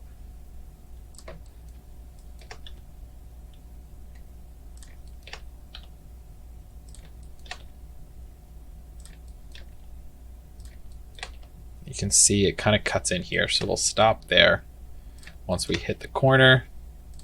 Great. And we'll fix this side up a little bit where it starts to curve. It actually lined up nicely. So the curve starts here. We put that there, and we'll put that there. Beautiful. So that's the first start of the shape there, which looks pretty great already. Now what we could do is we could go straight into the bevel, but since there is more flat face to work with, it looks like it cuts in like this as well. There's more flat face to work with, so let's continue, let's keep pushing forward with that. So it ends up here, and then it looks like it kind of cuts in here a little bit. I'll move this there to not be too confusing. Okay, cuts there. And then there, and then this is just pretty much all straight from here on out. So we're going to extrude once up here into this piece, and then we'll move this kind of up in here, so it's nice and like out of the way. Cool. Just looking over it to make sure it's all clean. I don't necessarily like this area in here. So what we could do is we could honestly just do it again, make it a little cleaner, but let's work with it for now and we'll see how it looks. Actually, that's already better. So we're going to create this bevel here. We're going to create this edge here. So if you also want to de-highlight stuff with C, because C normally highlights everything, if you want to de-highlight stuff, so say this stuff's selected and you accidentally touch these sides, C and hold Shift and just click it in. It gets rid of it. So let's just do this whole side actually, just to make things nice and clean. So we're going to extrude it out. Try and line it up as much as we can now. And we'll move this bad boy up here. Or here, so it's just out of the way. Again, we're going to take all of these now that they're highlighted and move them on the y-axis. So we're going to G and Y and move them in. And that looks about right to me. And let's clean them up. So we'll move this. This is out too far.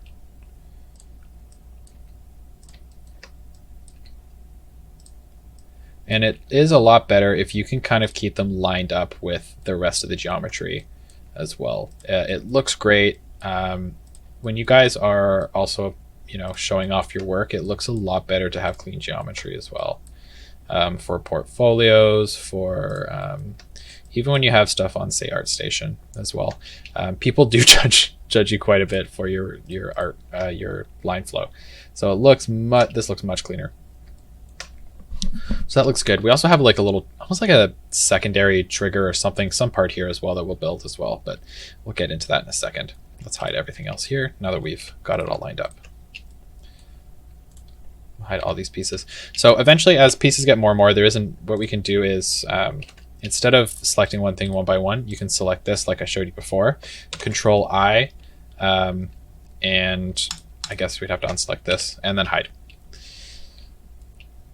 just to make things a little easier for you guys. So now that I think that's pretty much good to go, sure, let's symmetrize it. So we'll take everything here, we'll figure out where the origin point is. It's dead center pretty much with the piece sticking out. I like it. And we'll symmetrize. Great. Looks good. So now let's build it. Let's build the faces in.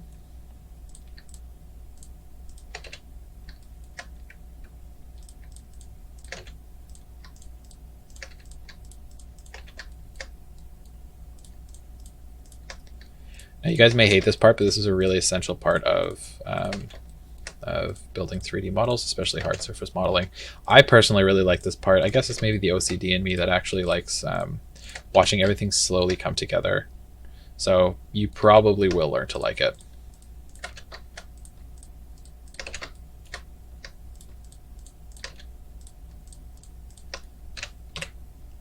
Great. Trigger's done. Okay, so how do we want to do this? Since we're working with quads, we can just loop cut it eventually anyway, so let's not even stress it right now.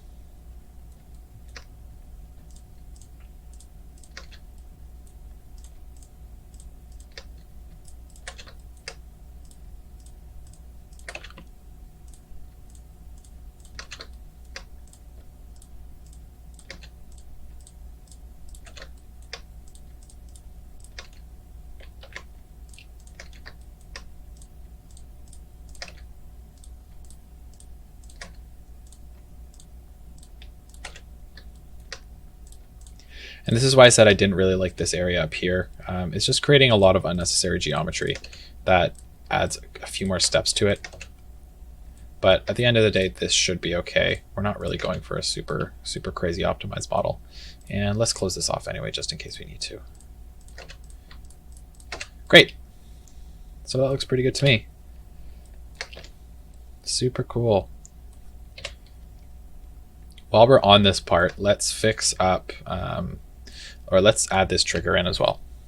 Let's do that. So going back to my drawn out reference image, oh, I hit it.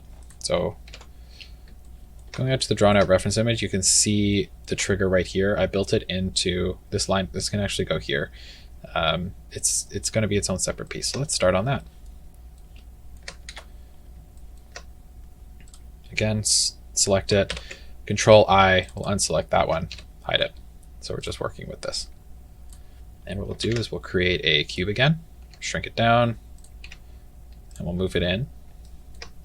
And let's see if we can get the size to be about the same before we rotate it. Because once we rotate it, say we rotate it like this and we're trying to match it perfectly, if you start shrinking it, say you want to shrink it on the z-axis, it starts acting a little funny. So it's always a little better just to work with it this way.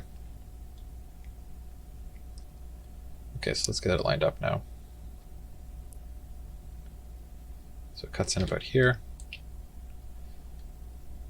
And here's the problem. See, I can't move it perfectly on the z-axis, so let's line it up like this. And let's move it in a little bit. So it's gonna have to be, it is smaller than the actual trigger itself. So let's select it and shrink it on the y-axis. Pretty thin. So let's expand this on the y-axis a little bit more.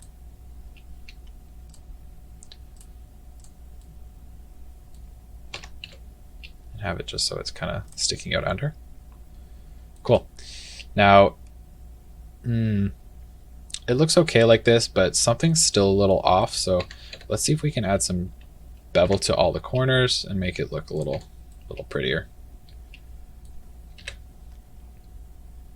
So not really, it didn't make a huge difference if you ask me.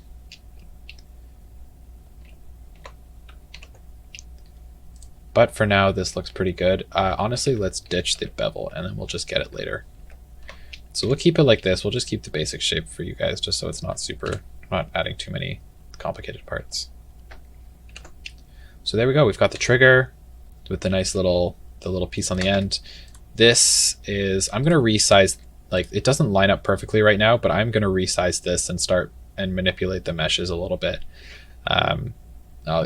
Probably at the very end, once we've got this piece, and this piece, and this piece lined up. All right, so next part, what we're going to do is we're going to add, I guess let's add these little detail pieces. Let's throw in, let's hide everything. Select everything except this. So we've got a little piece sticking out here, super simple. Another little glowing part here, great. And then it seems like two circular discs sticking out along with the cylinder. So we'll do this all in one. I'll do this all in one go here. So let's start off with this guy. So it looks like he shaded this part a little darker than the rest of it. So I think what he wants it to do is this is sticking out from like a bigger cube. So let's see if we can put that into action. I'm going to shrink this piece down. Again, it's a cube, so very easy. And this is all going to be straight faces. So let's line this up and we will extrude it up to this corner and move these along the x-axis just so it's sticking in perfectly.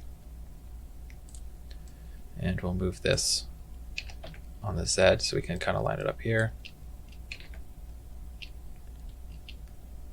That looks good.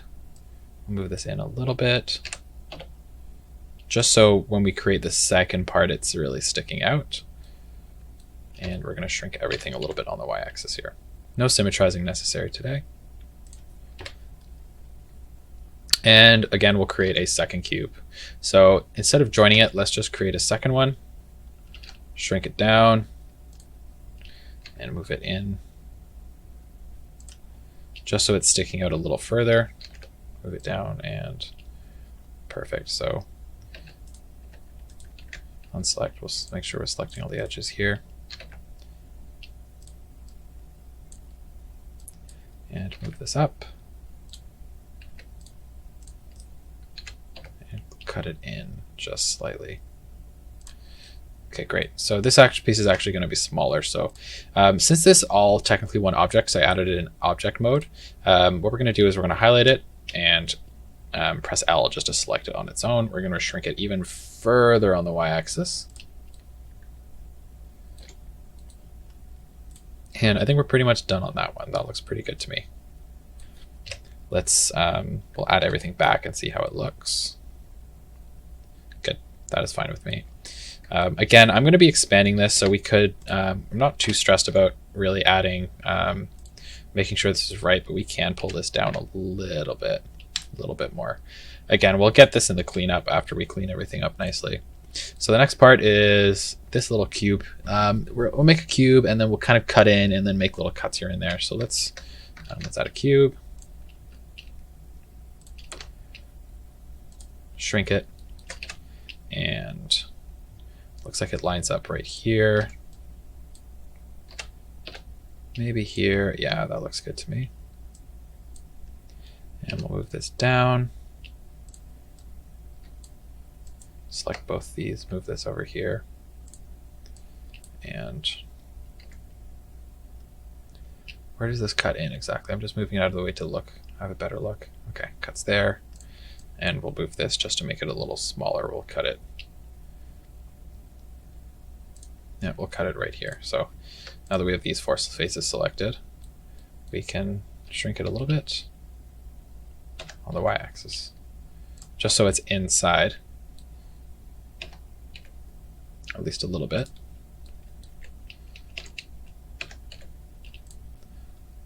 Get a better idea of what it looks like. Okay. And what we can do is we can select the front face to, we'll select the front face here. 1, 2, 3, 4.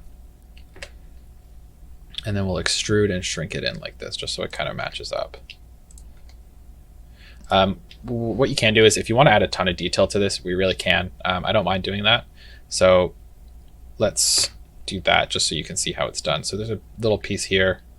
So let's get an edge loop. Let's get an edge loop in here.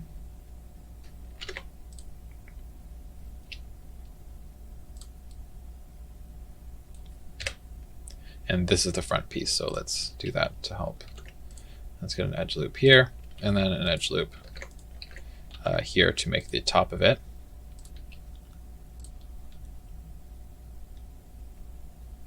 There's a piece there. It's a little confusing with the way it looks here, and we could have an edge loop here as well. And then we can add in another edge loop here and another edge loop, say here, and close it off with this. I know it's a little confusing, but and then the pieces we want to dip in are going to be something like this. 1, 2, because we know this piece is going to stay sticking out. 1, 2, 3, 4. This piece, sure, we'll keep this sticking out. 3, 4. 5, 6, like that. Why not? It doesn't have to be perfect. Then what we're going to do is we're going to extrude that in. And just like that, there we go. We've actually got, that looks it's fine to me. And so if you really want to do that, you can. I have no problem with leaving it like that for you guys, just so you can follow along. So let's do that. I mean, yours doesn't have to look exactly like this at the end of the day. Yeah, I'm cool with that. Okay, so let's get back to the way it was. Awesome. It's okay in terms of thickness. The only thing we're going to have to do is symmetrize it so it's on the same on the other side. So what we'll do is we'll hide the reference image so I can take a look on the other side. Select everything, symmetrize, and pray it worked. Yes, awesome. Okay, so we're good. Let's leave it at that, and let's move on to, what do we have now? Okay, so we've got this part here, which I don't mind tackling, and then we've got the discs inside. So let's do the discs. This is going to be a little weird because we have to get the shape sorted out first of these guys. We haven't got the thickness sorted out, but there are 2 pieces in here that we need to fix, or that we need to make. This is definitely a disc, so let's do that first. So let's choose a circle again, and we're going to decide how many faces we want it to be. We'll stick with 12. Rotate it 90 and shrink it. And let's open that up a little bit. So it's got to be pretty close.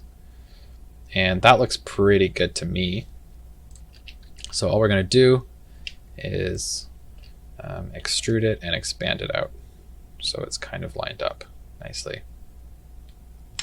And we're going to move that on the y-axis. Done. And that's pretty much the disc right there.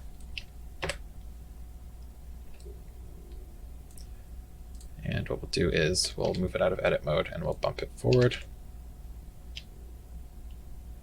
just a little bit there so it kind of sticks out. And then this part here, is it's there's not really much of a shape going on in there. Let's assume it is another disk, so we can create we can just duplicate this one, move it, maybe expand it, shrink it on the y-axis a little bit so it's kind of under.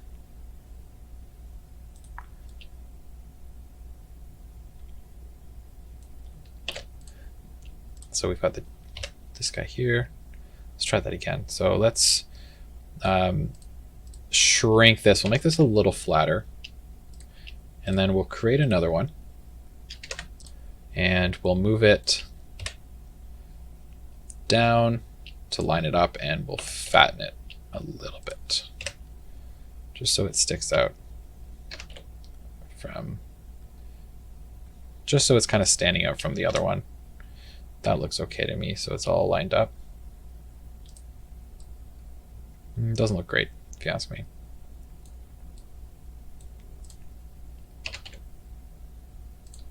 Yeah, so this is where we're going to have to play with the shape size a bit. I don't mind doing this right now. So let's expand. I know the whole thing is probably going to need to be thicker. So let's take everything. So let's highlight it and press C. Just grab everything. And let's expand this on the y-axis like as much as we can without it looking, you know, too ridiculous. It's going to be a thick sword. That looks okay, just so we have a little more to play with. We almost don't need to. Okay, so we want to almost highlight everything except this. So we'll expand this again on the y-axis, just to give it, yeah, a little more room so we can wiggle around with the stuff on the inside with these interior pieces. And again, we'll move this. We'll go into edit mode and move. We'll move it a little bit just so the origin point is on this side. So when we symmetrize, it'll look a little better. We'll go.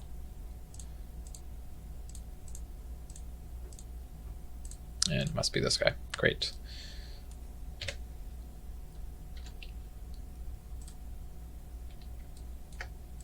I'm going to delete this. Now that we've got this piece symmetrized, we can just duplicate this one. And shrink it on the y-axis a little bit. Where is this sitting? Oh, it's not dead center.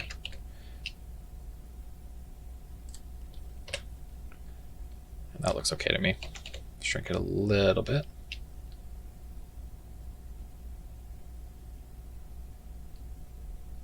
Just so it's not overlapping anything.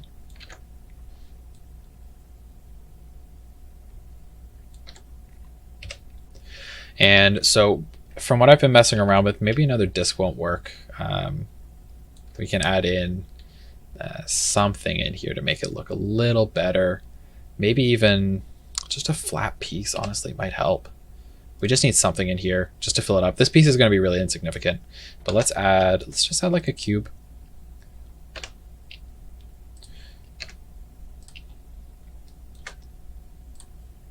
And let's rotate it like this. It's got a bit of a curve to it, so let's pop that in here. Unselect everything and just select these two corners. Yeah, this will be better. So let's have like, well, we're gonna have like a swooping, a piece that kind of swoops in, or that swoops under, and just cleans up everything that's going on under there. Yeah, almost like that. And we're going to do one more, and we'll edit from here. Great. Let's not overcomplicate this, right? Great. Honestly, I am totally okay with that. Shrink this all the way down. Let's see how that looks. Way better, I guess. No, it's okay. And let's expand this. And let's expand this. Let's move it a little this way. There we go. Yeah, I am okay with that. I can live with this. Again, we can paint this if we want and detail a little better down here. This is a small detail I'm not really going to go too crazy for. Now that it's looking up, it's looking pretty good in there. Okay, cool. So while we're here, let's do the cleanup.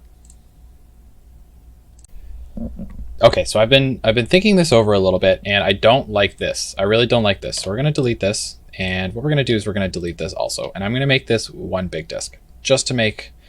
I think this is what this anyway. This is like a small inner ring of the disk, and that's the bigger piece. So let's create a circle and let's add more definition to it. So let's go to 32. This is going to look way better, and sometimes this is just what we need to do to make sure that everything is all clean, which is kind of cool that we can actually like mess around with this. So let's create the circle. I think I already have it perfect. Let's do this, and we'll extrude it out again. So let's extrude and scale it. And then we'll extrude and scale it one more time, and that actually doesn't look terrible at all. That feels way better. Awesome. So I'm going to shift and move this up a little bit. And we're going to shift and move this back, I guess. I'm not sure how that looks in there. Let's hide the surrounding pieces.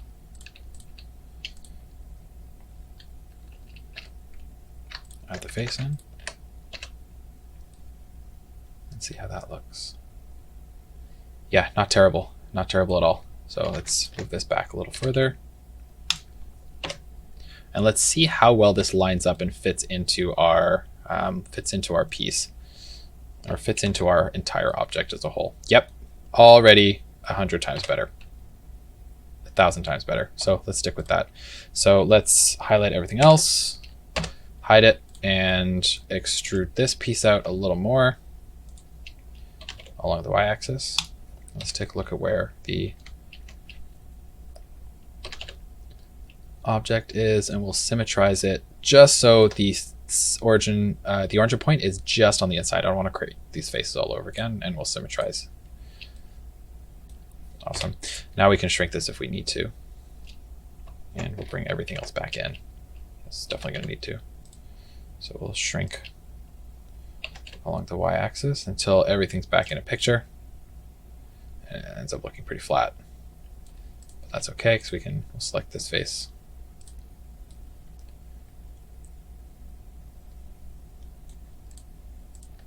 We'll also expand this a little more. We can afford to go a little thicker. And we'll move this just more, just so you can kind of see the definition of it a little better. You can see it's actually created, Symmetrize has created an additional line here through the center, which is fine, but we'll dissolve it just to save about 60 faces there. So I like the way that looks. Before we move on to this next part, this bad boy and this guy, I want to get this cleaned up a little bit, because now and have it look a little more have it look cohesive. So let's start tackling that. So let's go back into the blade, and let's move everything around just so we can get a better idea of how this thing should fit. So let's move this. Let's move this down a little bit, just so everything's overlapping again. Great. And this piece will move in a little bit, and we'll expand it nice and thick. Perfect. And we will thin this out. It's still it's a little thick, but that's okay for now. What else is overlapping? We'll hide. This needs to be cleaned up here. So what we can do is we can move this part. Oops, we can move this part up into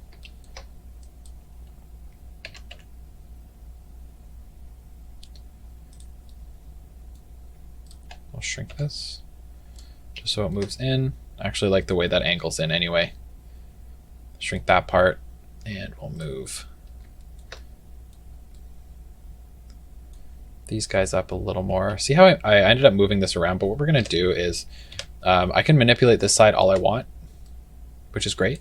And then all I have to do is press Symmetrize and make sure I get the right side. just going to cycle through the list. Maybe negative y. All I have to do is press Symmetrize, and it'll actually create something that's it'll actually create it properly. But for now, I'll just manipulate stuff from side to side just to show you guys how we can do things on either way. So let's do that.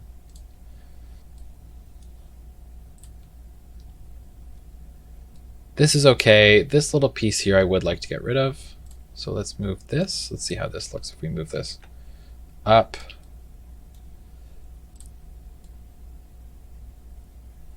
Maybe up a little more, and let's shrink it as well. Let's shrink it on the y-axis. Again, we're just cleaning up, making sure things overlap. That's better. Overlap properly. And let's expand this. This can go a little wider. Yeah, that's good.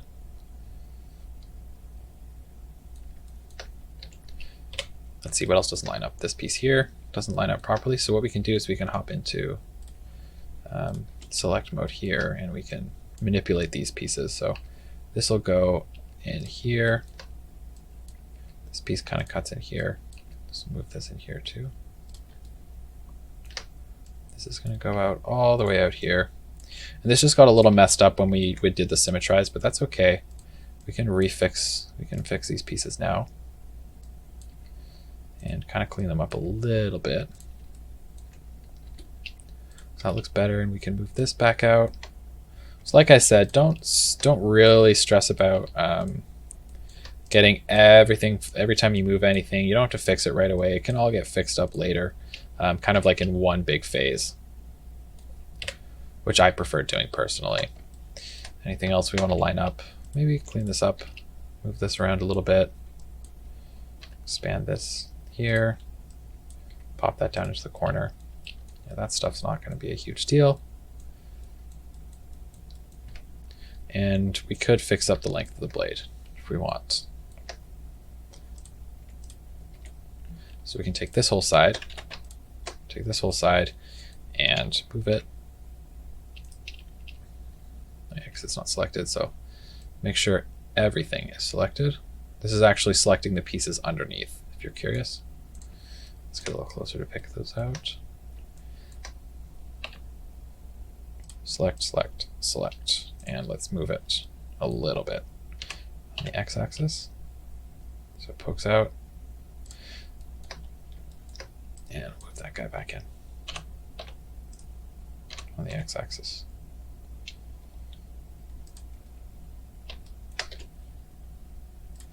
So a little cleaner, and you can see it's cleaned up nicely now. Like there's no real overlapping. This goes under a little bit. We could probably fix that by making this a little skinnier if we really want. But other than that, this is looking pretty good. Great. So let's add. All right. So the next part is we've got a few choices here. We can add this cap. We can leave that last, and then we've got the cylinder piece, but that's I'll leave that as the very last detail. So let's tackle this guy. Okay, amazing. This is looking really good. So we just need basically 4 more pieces. So we got the cylinder, cap, and this like swooping internal piece that's kind of holding a lot of this together. That's why I've been leaving it to last, because it's an important piece. What we're going to do is we're going to build this out first, and then we can build this little whole thing after. So let's do this piece first. So what we can do is, just to understand the piece a little better, you can kind of see that if I hide this, this actually has a bit of a dip. Coming into probably all about here. So we'll make sure to keep that in mind as we build this. So let's go ahead and tackle this. So let's create a cube.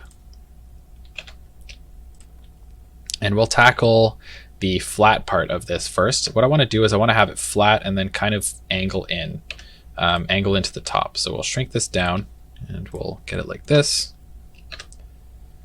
And let's leave a bit of room. I'm going to leave a bit of room all the way up, all the way until we get to the bottom part. So let's angle that there, and we'll put this kind of here. Yeah, I like that. And we're going to trace, I'm going to trace this outside line first because that's the most important. So we'll go here, connect to this corner, keep it really close. And we'll go here, go down to about here.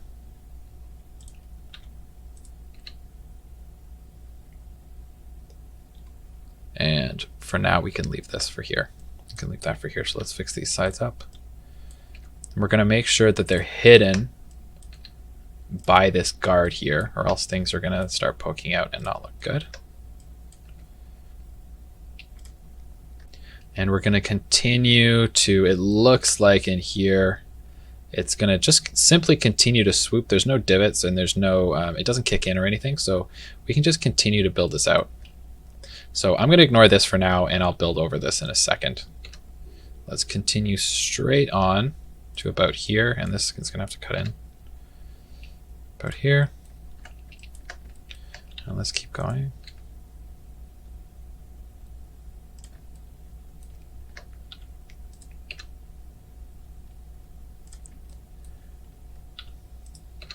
And the top stops about here. So let's move this piece, let's say here, and we'll expand it one more time in just so it's covered inside the piece and then inside this like cap piece.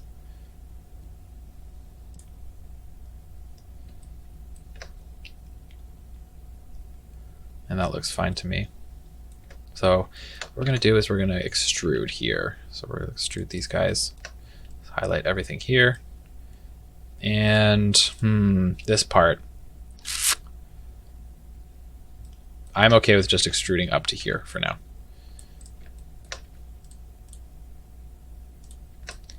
So let's Control E and we can even expand it out. Let's move it to, we're just going to move it under the other piece. So we'll move this so it's under, cuts under. Again, cuts into the corner. Line it up a little more so they're not sticking out. Great, and corner to corner, just like this. So that looks pretty good like that. And we'll highlight everything. Move into the side view, and we're going to move this on the y-axis. You can see how that looks. You can see it's cutting in really nicely, and we don't have to even worry about doing anything on this side. You can just see, since we've planned it out ahead of time, you can see how well this is cut in. And we'll symmetrize this in a moment. Let's take a look up here. Is there anything missing? You can see this is sticking out, so we'll fix that. Simply done by moving this piece up a little bit. Just like that.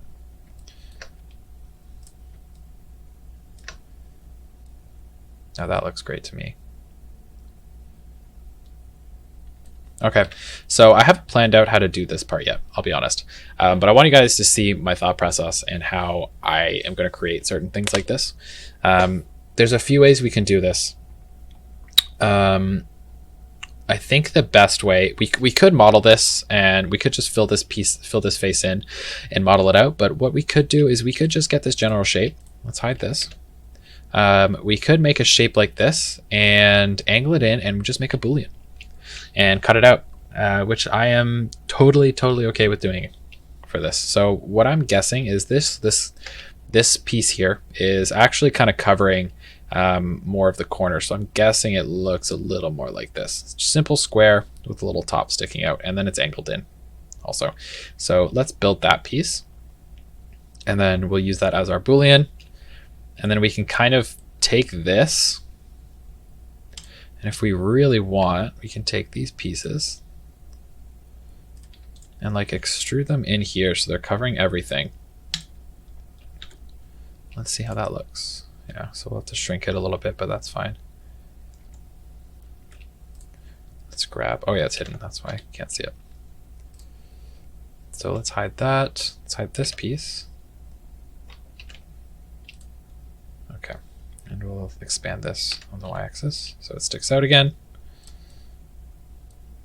Again, we'll shrink this. We should shrink this on the y-axis too.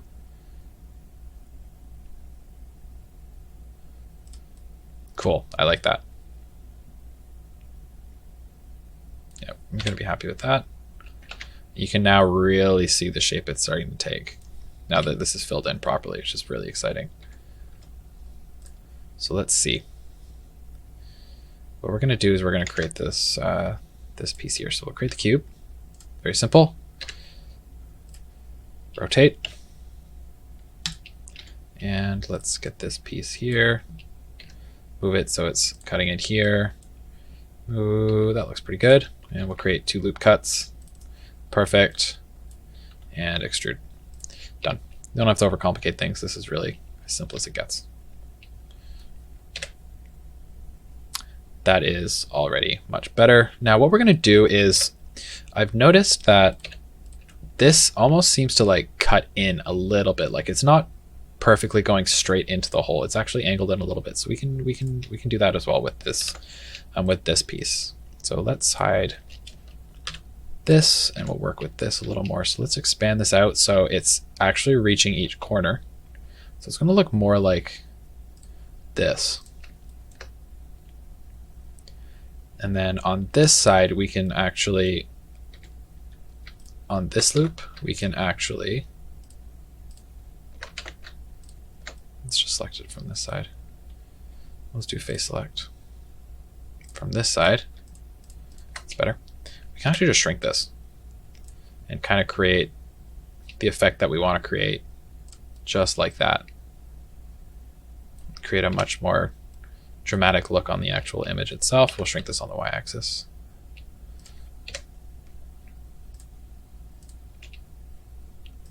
Let's see how that looks now. Yes.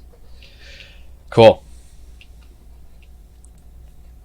So let's also figure out how we're going to get this to cut into the Boolean too. So let's move this a little more. Now we want this shape to affect both sides.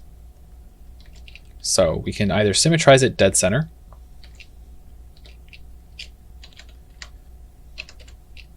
like this almost, so it kind of cuts in and creates its own little angled shape on both sides. So let's do this and let's see how this works. I like it. I actually do like that. And now that that's created, we'll go into edge select mode.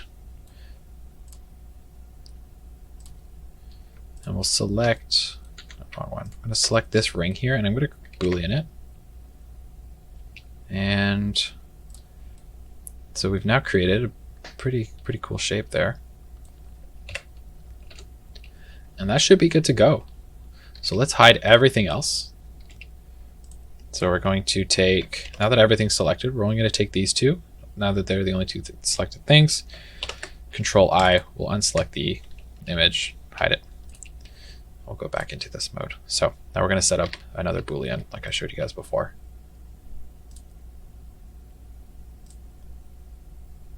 Going to select this cube and change it to difference. Now let's hide this guy and see what we've got. Pretty close. Yeah, pretty close.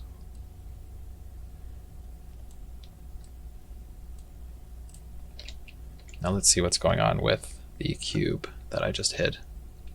It was cube 7. Also, we should be naming these, but I'm not. Yeah, so okay, so it's just not dead center.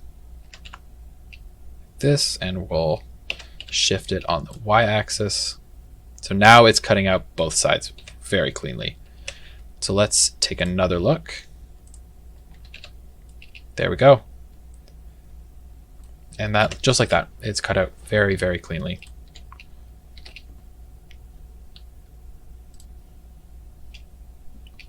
So we'll bring back cube 7.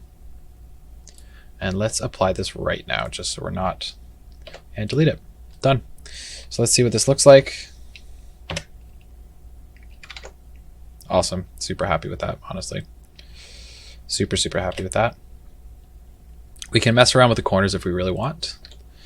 So let's grab the vertices and we can kind of pull things in just to make it not, just so it's not perfect. It's looking a little too clean for me, and I kind of like when things are a little angled in and messed around with. So let's manipulate these a little bit. Let's cut this in just so it's not perfect. like that. Let's see what that looks like. Oh yeah, there we go. That's how you do it. Cool, big fan of that. Okay, so 2 more parts left. So the next piece we're going to be working on is this last little hubcap at the very end. I don't know why I'm calling it a hubcap. End piece, I guess, for the for this blade guard and the connector piece here. After that, we're going to be moving on to the cylinder and we're done. So let's figure out how to do this. Again, I want this to be, again, low poly and kind of matching the theme or matching the flow of this guy. So let's make this a cube and kind of take one. This edge is going to be flat here, I think. So 1, 2, 3, 4, maybe something like that. So let's grab a cube.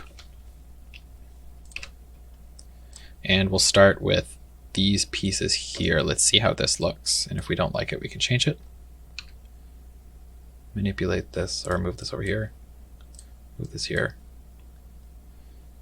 Let's pop this up right here, actually. Let's keep it simple. And we'll pop this into the corner. And flatten it. So pretty good. I think we're good. Let's leave that. Yeah, that's fine with me. Now the next part we're going to do is let's cut this out. And let's use this bevel here a little bit, or let's mess around with the bevel. So extrude, and we're going to move this a little bit more. G,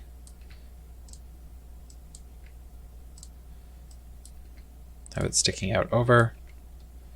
Awesome, and just like that, I think we're pretty much good to go with this. So let's move over, extrude this in, as we've been doing. Amazing, and let's now symmetrize this. So origin of symmetry is right here, which I don't want it to be that close or that far away. So let's move it to about here. And let's see what it looks like when we symmetrize this. Perfect, perfect. Let's hide this so we can mess around with it.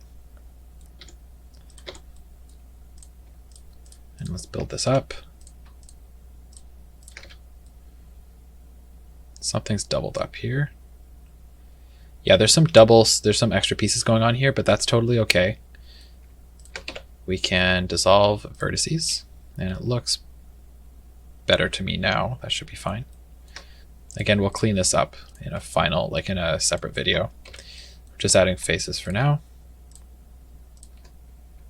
Let's select these. And the last part is here. 1, 2, 3, 4. So Symmetrize is great because it creates quads in clean geometry as well, which is really, really awesome. Now, this needs to be pointed a little bit on the top here. So we're going to create a loop cut. Go here just so you can see it better. Loop cut. And we'll loop cut this here. And what we'll do is just these points. Let's see if we can move these up a little bit, just like this, and we'll shrink it in. So I don't necessarily like the way that looks.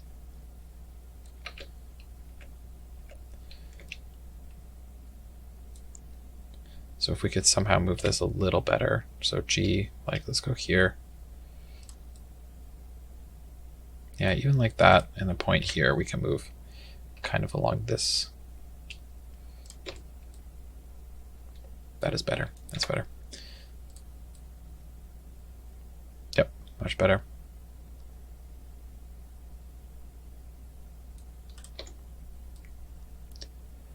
Okay, so issues I can see with this right off the bat is we have a try, which should be okay right now, but it's just something to keep in mind. And that's pretty much it. So I can see that everything else looks good to go. Honestly, this doesn't look terrible.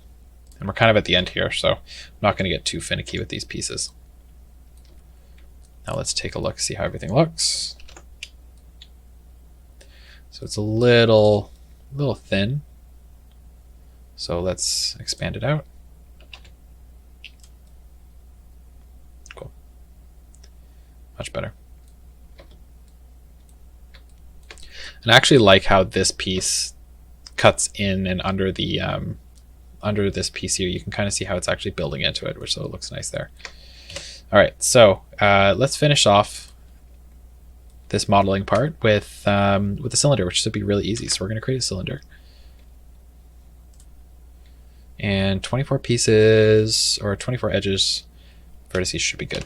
That's fine. So again, we'll shrink it down, get it to the close enough size. And the only hard part, this is going to be easy, but the only hard part really is making sure it's lined up and kind of angled properly.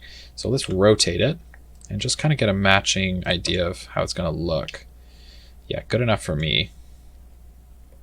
So that's close enough. So let's rotate it back and then shrink it on this side a little more. Just to make it a little chubbier. So it's going to need to connect into the piece somehow. I don't think they're showing anything, but let's add a little compartment or a little, like a bit of a nozzle. So let's shrink it and just move it up slightly. Perfect. So the reason I'm doing this without rotating it first is exactly this. So when I'm moving stuff on the Z-axis, when things are rotated, moving this on the Z-axis and having it move in a perfect line isn't going to work. So just a heads up, that's why I'm doing this. This, we could divot that, or, you know, kind of extrude this a little bit as well, and kind of cut it in. I can see it cuts in here, but for simplicity's sake, let's just cut it out like this and shrink it in and pop it back like that, and we're done. I like that. Let's add a little connector piece. Just a small tube like that, just to connect it, and that's it. That is all we need for this guy. Let's rotate it, make sure it's lined up, and now we're going to mess around with it a little bit just to make sure that we have it correct. So which side are we looking at here? Okay, so we're going to look on the south side here. Have it rotated about 45 degrees and pop it about here. It looks like it's going, yeah, it's kind of cutting into, actually we're pretty close. So we're going to move it about here. So let's have it about here. Maybe rotate it slightly more. And on this axis, let's move it in ever so slightly, and we should be good to go. It is cutting in a little bit. So let's rotate it out a little more and move it this way. This is all just kind of tweaking and making sure it looks, it's kind of connected nicely at this point. Move it out on the y-axis, shrink it a little bit, so I don't want it, I don't really want it cutting into the piece or the rest of the object that much. And with this, let's move it in again. Let's try that. Still not perfect, so let's rotate it so it's like this. Shrink it again one more time, we should be good. Yeah, I'm cool with that. It's actually a little small, so we'll expand it, rotate. I just really want to get it close as I can, so you guys can see how well silhouetted things can be. Okay, so instead of struggling with this over and over again, let's shrink this too. Let's shrink this on the Y. That helps a lot. It's actually very wide anyway, so let's shrink that a little more. Let's move this. We could do two things. We could expand the neck, and so it's sticking out a little further, or we can just keep messing around.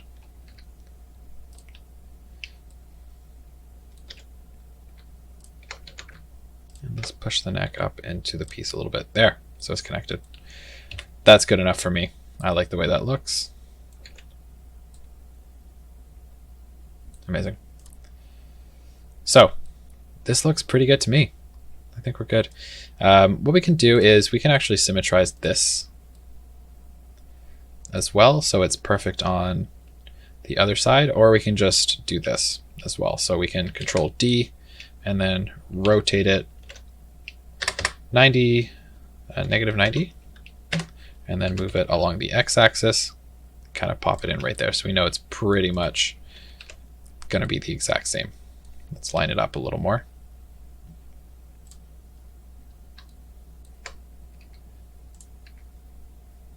Just so it's nicely lined up.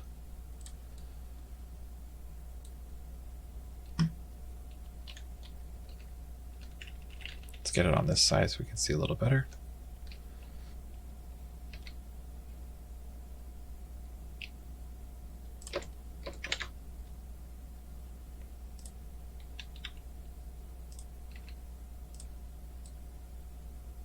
Not perfect, but I honestly kind of like the fact that it's a little off as well.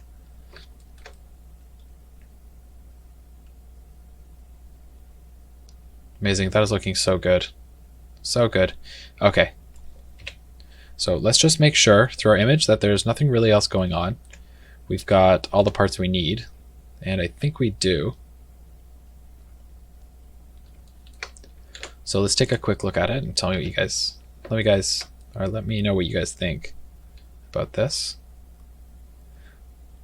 Looking so good so far. Really happy with the way it's turning out, actually. So I believe, what do we have next coming up? We're going to be doing most likely UV unwrapping, just so we can get it textured, and I'll also be creating a high poly model as well. Okay, one more thing before we move on from modeling. I actually forgot about this. There is the little piece in here, like these, it's almost like an aperture, like a shutter that we're going to be working with. We could paint this and we could texture it black and whatever, but there is a probably pretty easy way to do this, and I really want to show you guys some more modeling tricks. So let's do that. So let's only highlight this and make sure this is also highlighted too. Control I, and then hide everything. So let's just work with this. Now, the best thing that we can do is we'll highlight the circle, and we're going to go to vertex mode, and we're going to extrude and shrink it all the way in. So what we can do from here is something pretty cool. We can actually just rotate it. Actually, it goes this way technically. So let's rotate it like this, not too dramatically, because once we start overlapping things, it gets a little crazy.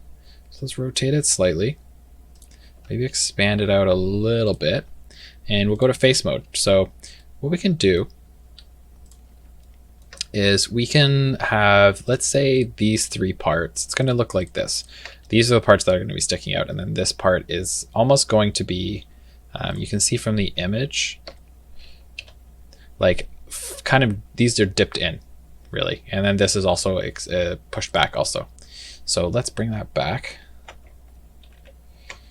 So what we're going to do is, instead of highlighting these parts and pulling them, extruding them forward, that's going to cause kind of issues here, and it doesn't look super clean. So what we're going to do is we're actually going to select these pieces, the ones that are going in, and we're going to put 3, I guess we'll do 3 in the middle, because that'll add up nicely. 3, 1, 2, 3, space, 1, 2, 3, space, 1, 2, 3, space, 1, 2, 3, space, and space. So that actually adds up very nicely. And then what we're going to do is these are going to get extruded back into creating these almost shutters, including this guy. So we'll have all these selected, and we'll extrude them down pretty much as far as we want. And that's actually looks super awesome. Yeah, I really like that. What you can do to make this a little better is go back to edit mode, grab all these edges that are kind of sitting here, and we'll push them down a little bit just so it's looking a little cleaner. So we'll move those in. So yeah, that looks so good. Yeah, that looks amazing, like that. Great, so that's just like that. So now let's mess around with the Symmetrize to make sure that we get the symmetry of this bad boy right. So let's hop over here and highlight this, and we're going to Symmetrize, and now we pray that it worked. I think it did.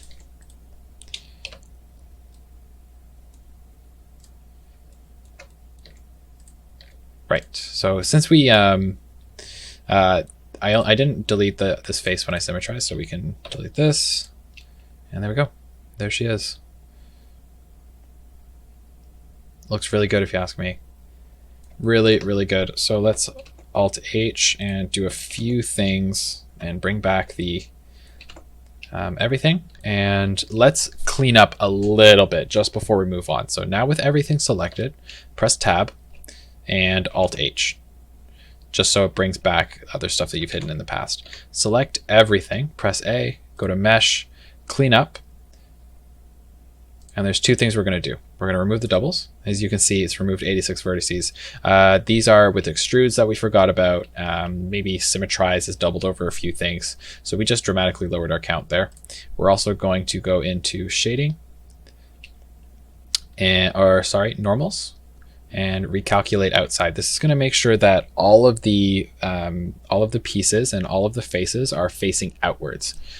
So when I pressed that, you noticed that this actually started reflecting light properly. So I'll go back, and you can see that it's not quite right. There's a few, like the Blender doesn't really know where, or it seems to be confused on where that where to be reflecting. So normals, recalculate outside, and it's kind of cleaned it up nicely.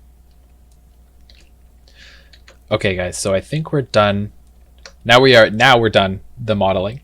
I think we're done for now. So what we're going to do is move on next to either creating the high poly model, which is super cool and really fun, and it actually makes things really pop and kind of have it take form. And then we're also I'm going to show you guys UV unwrapping as well. And then once the UV unwrapping is done, we're going to texture this guy. So I think we're going to do this in a separate video. We'll do the high poly and UV unwrapping in a separate video. For now, if you guys are okay with this and you just want to move on and mess around with this yourself, what you can do is I'll show you how to create this or make it all one.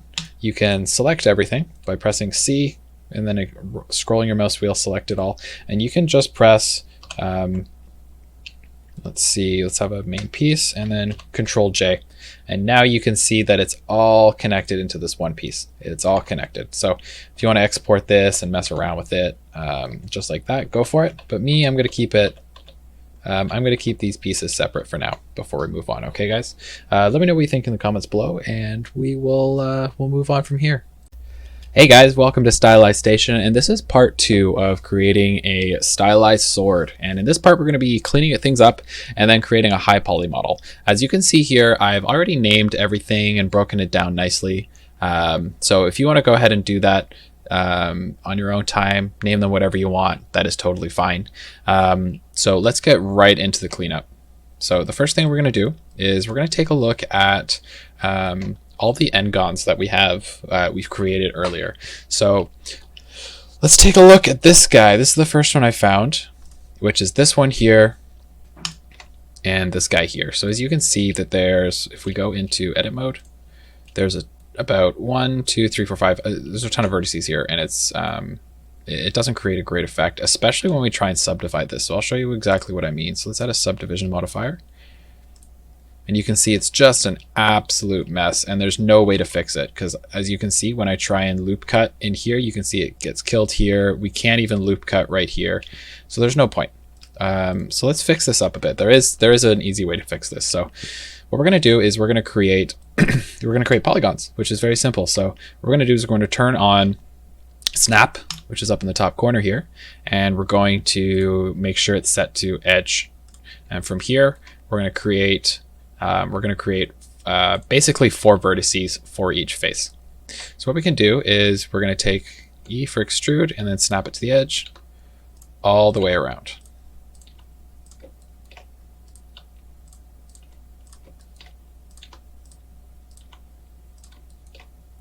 And then from here to here, what we can do is we can actually just create a face here by pressing F. Let me turn on shortcut UVs for you guys so you can see what I'm doing much better.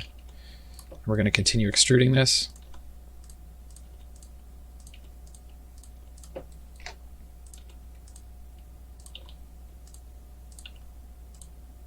And this one and this guy, we connected.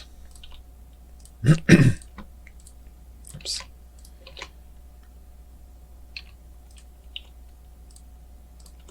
So just slowly making our way around, and you can check to see if this is working by, if you press Control R to create loop cuts, you can actually see that it should be working. Actually, it's not working right now because we still have the face underneath. So I'll show you in a second how it's working, then I'll show you what I mean about the face. We're going to extrude this as well here. So we've got the 4 face here. We're going to have to also remove this face and clean this up as well, but I'll do that in a minute after we've gone all the way around. This one and this one.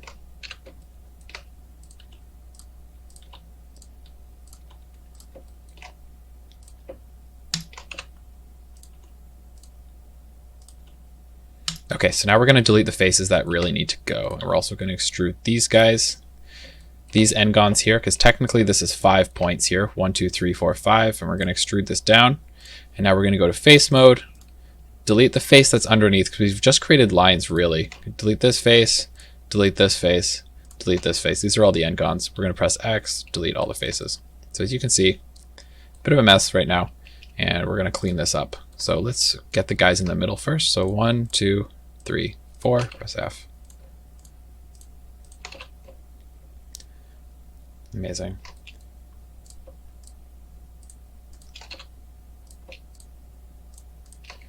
Okay, perfect. So now we're gonna create an extra extrude, an extra point here. We'll extrude it back onto here to complete, make sure the n-gons are all completed. But what we can do, I've noticed, is to create 4 points, we'll just grab them from here, from that corner that's already there. There we go, 1, 2, 3, 4, perfect. And then it was this guy. Okay, great. So now all the way around we have, we've got polygons all the way around, as far as I know. We'll find out when we start to put in the faces. So let's do that. Let's start creating all the faces here and just slowly work our way around.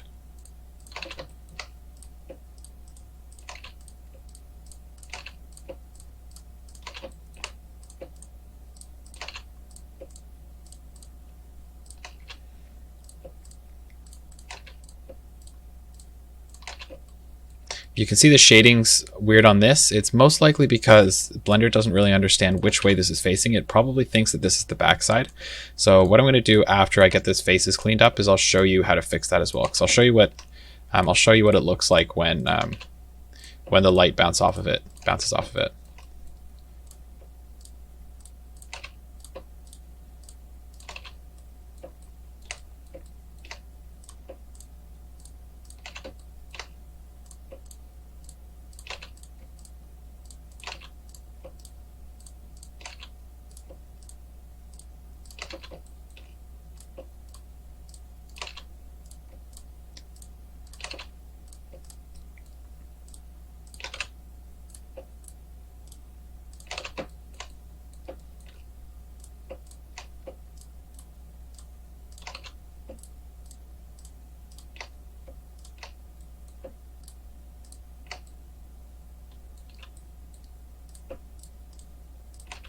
Okay, getting there.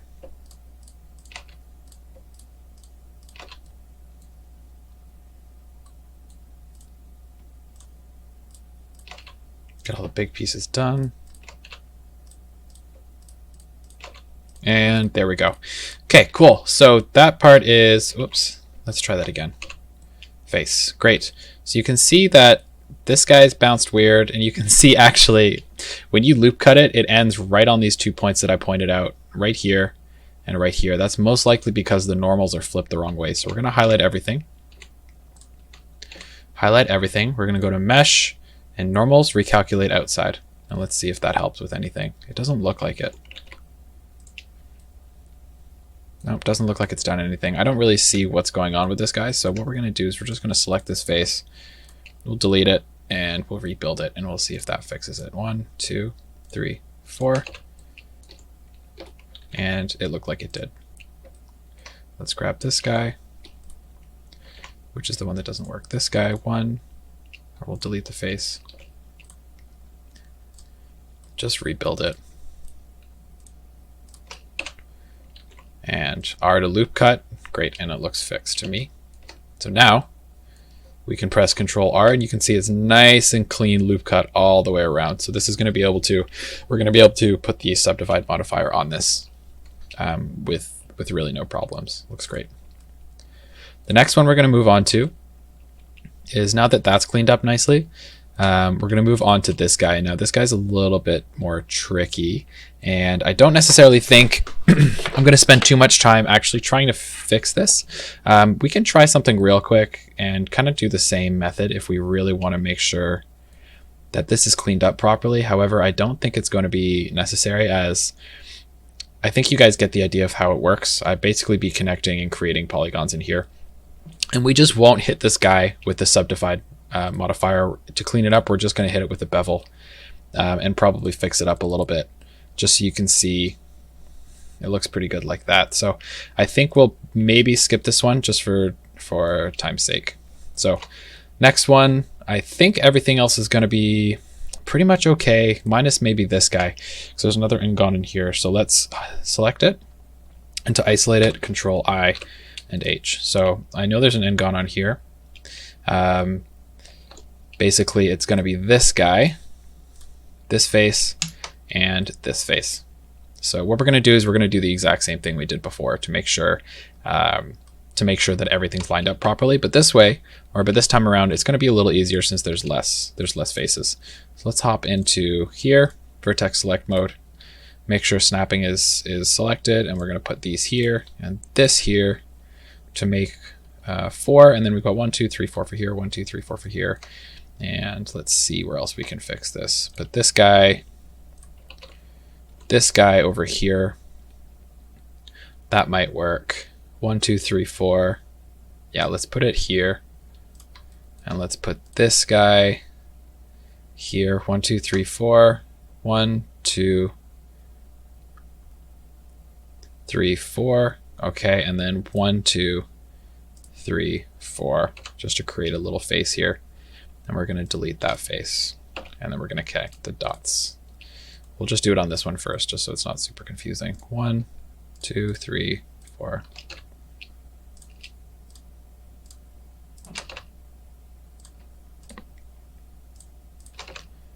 Awesome. So that's looking much better. And now we're going to remove this face that we just had as well. And we're going to connect these as these guys too. So 1, 2, 3, 4.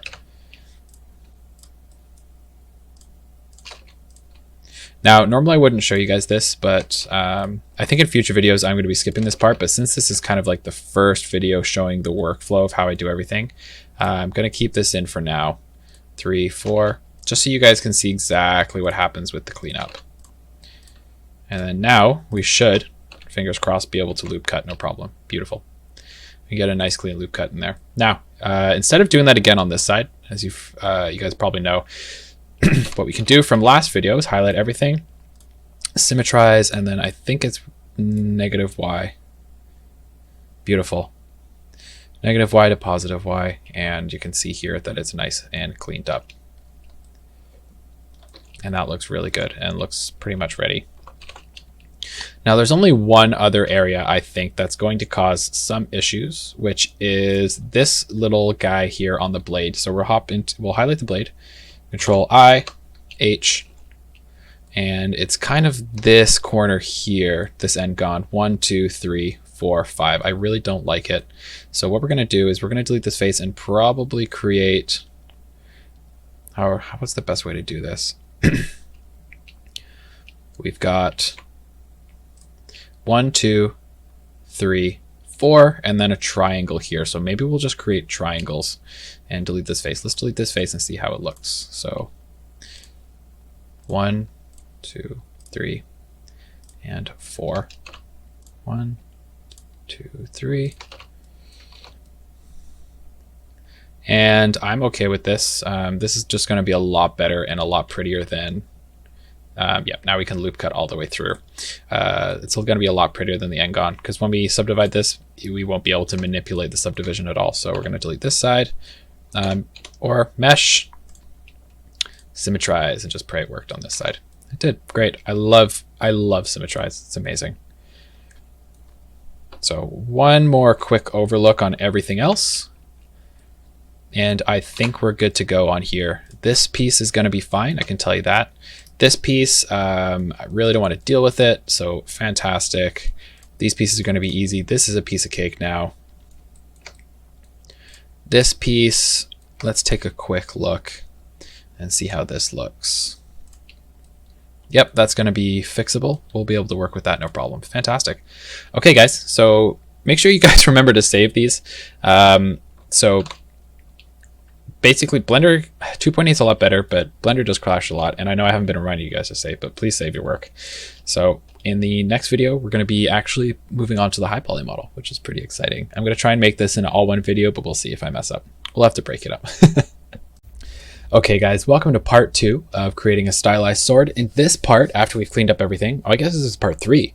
So now what we're going to be doing is we're going to be creating the high poly model, which is my favorite part. So basically what I've done is I've created a save point for the low poly and kind of protected it. So what I did was I hit it and highlighted everything here.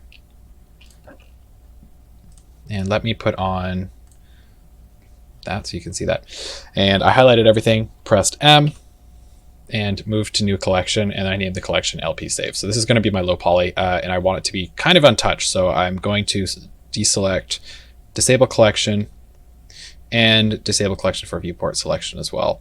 Now, after that, I highlighted everything, pressed Shift D, and created a second copy. So now I've got in the main collection, I've got the high poly, which this is what I'm going to be manipulating, and then I've got the low poly, nice and safe.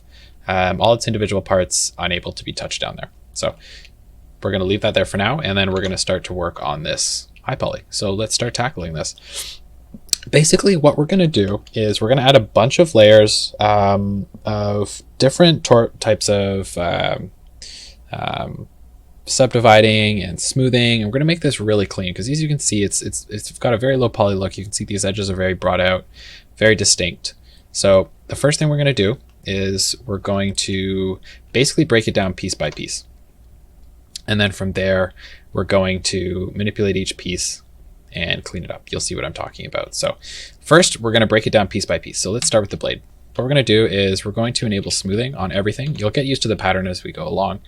Mesh, shading, smooth faces. And you can see it's kind of added a smoothing effect on the actual blade. Now this is a little dramatic, so what we're going to do is we're going to add an edge split as well.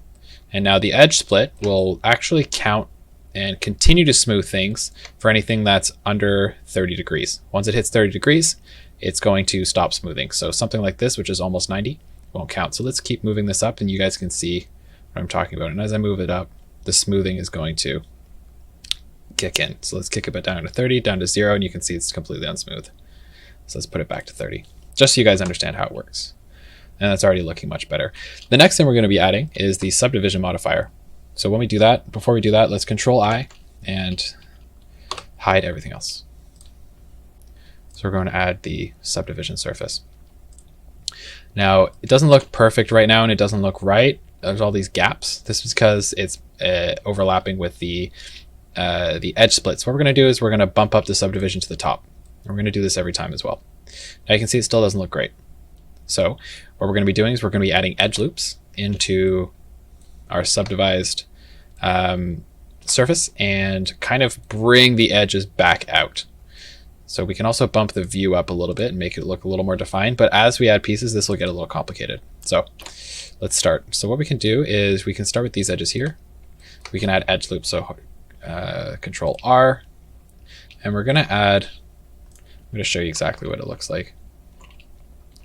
We're going to add loops right up to the very edge, as close as we can get without actually touching it.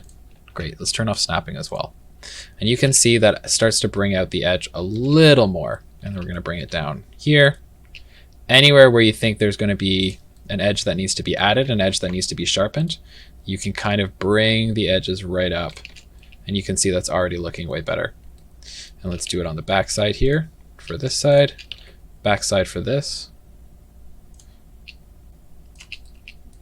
You can see that back corner is already nice and clean.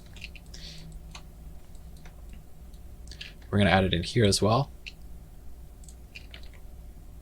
So basically we're adding a ton of geometry, and this is why it's the high poly model. So that edge is looking pretty good.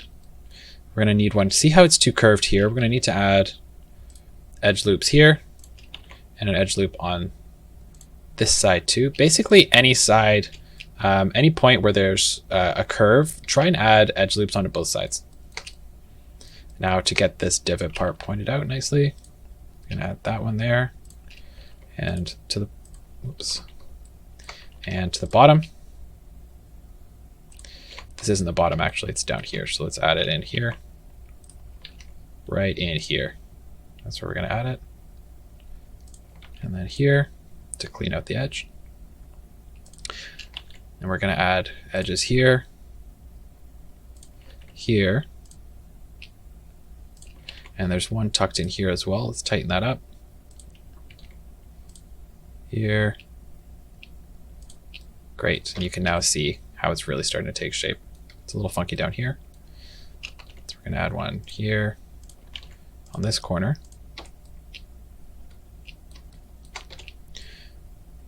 Nice, looking good. Add an edge loop down here as well. Bring up this edge.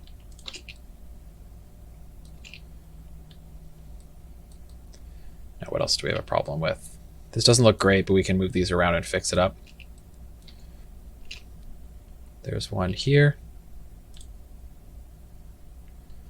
Clean up a little bit.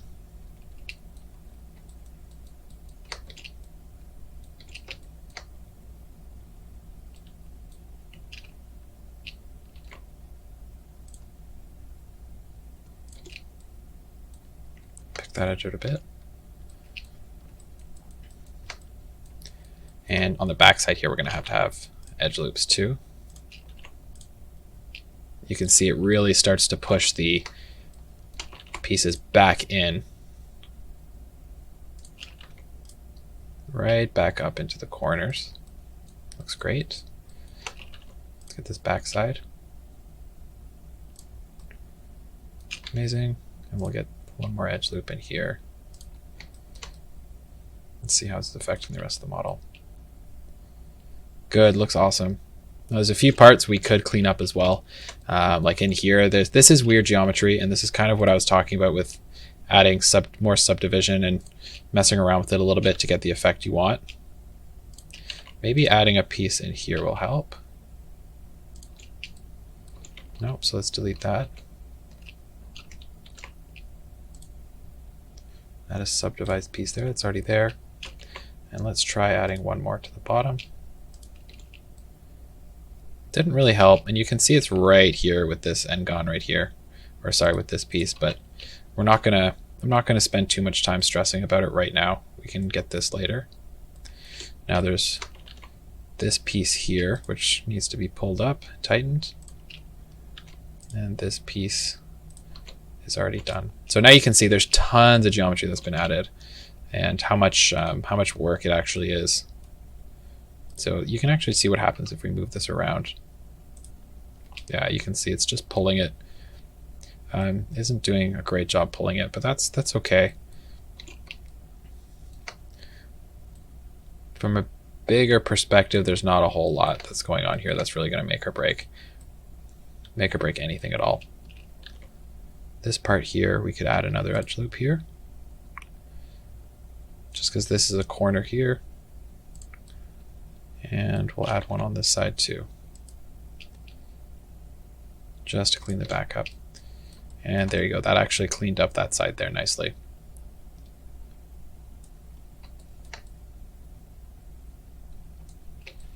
Let's see if we can add anything to clean this.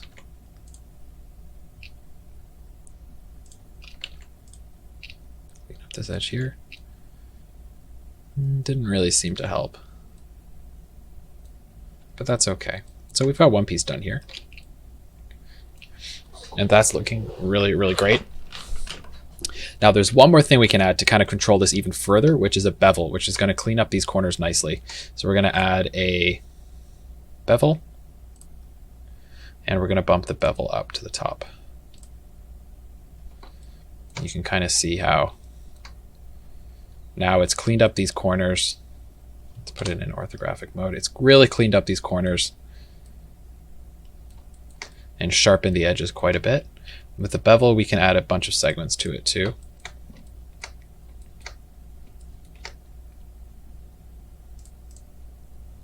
And mess around with it to get the effect we want. What we can also do to make sure this is set up nicely is select everything, or Control A, and rotation and scale, and set everything down. It's going to make sure everything's scaled nicely.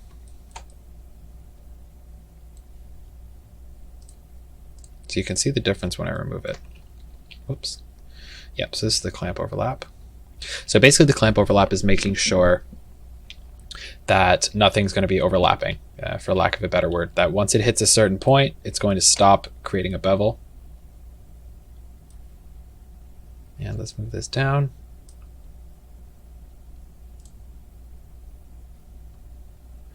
And right now it's kind of acting up, so let's remove it and we'll just work on adding bevels later so you guys can see how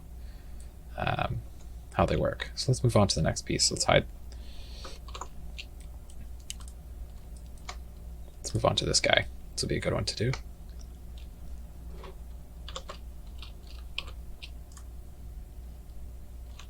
And we'll highlight everything. And we'll smooth the faces and add an edge split, and we'll kind of mess with this one a little bit to get the smoothing effect on here that we want. I'm gonna go up a little bit just so the smoothing kicks in on these top parts, so nothing too heavy, just like that. Great, that looks good. Next thing we're gonna add is the subdivision. Bump it up to the top. And let's start working on it. So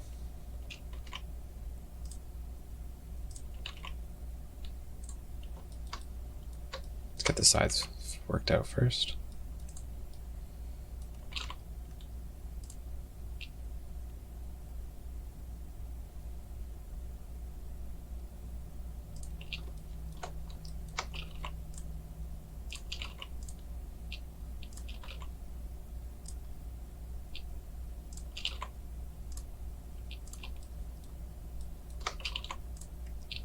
Again, anywhere where you want a real edge to be defined, this is where we're going to be creating our edge loops.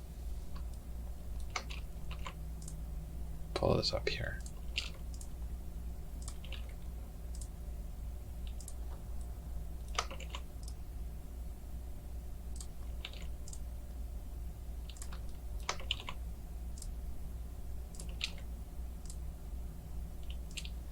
So let's see how that's looking so far. Looking really good. Really smooth. And the back doesn't need to be done because as we're creating edge loops, it's actually creating edge loops along the back. You can see if we really want to, if we really want to clean this up a little more, get this side, pull this out, pull this side out. Now we're not able to manipulate this side because it's an end-gon, but honestly, if you ask me, this looks good. Like this looks okay on the top, so I'm not really too concerned about fixing it up. The only real thing, if you want to be super finicky, is fixing the insides of these guys.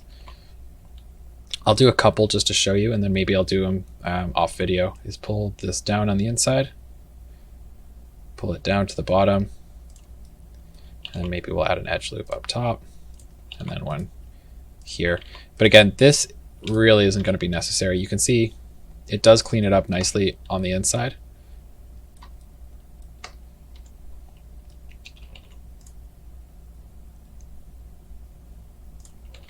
But again, not super necessary.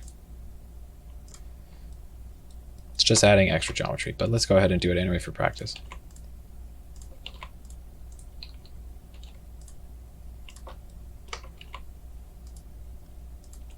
That actually does look really good. I really like that. So let's keep doing this anyway. That's not manipulating anything.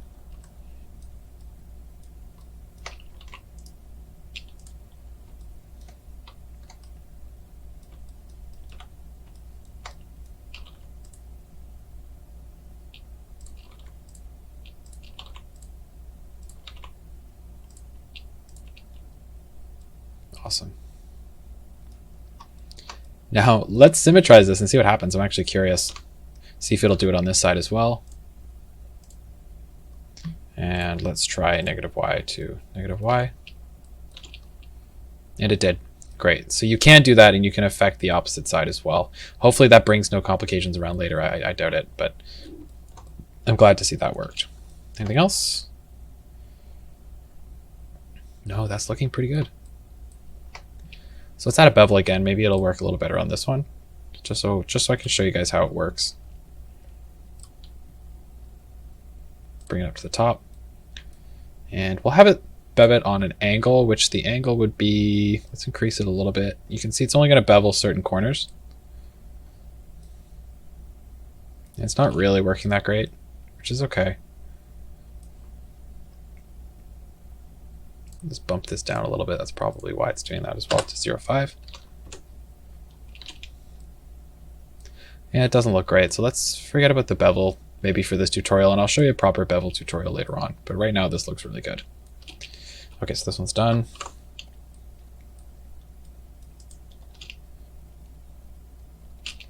Let's hide these two. And let's move on to this guy. Let's see how clean this guy could get. So again, same thing, we'll add shading. Smooth shading. And an edge split. And just so the edges look a little smooth as well, smooth it out. Yeah, that looks good. Great. Let's add a bevel, or let's add a subdivide and bump it up. And let's start cleaning it. Now that we've recreated this, this is exactly why I wanted to do this and create a clean edge loop.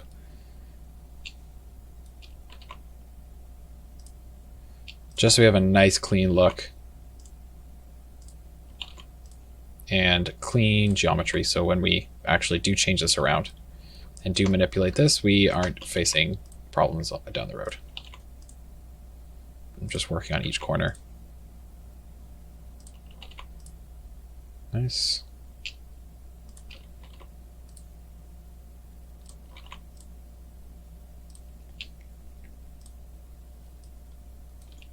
Now, this doesn't look great here, but once we clean up the bottom and stuff, it'll start looking better as well.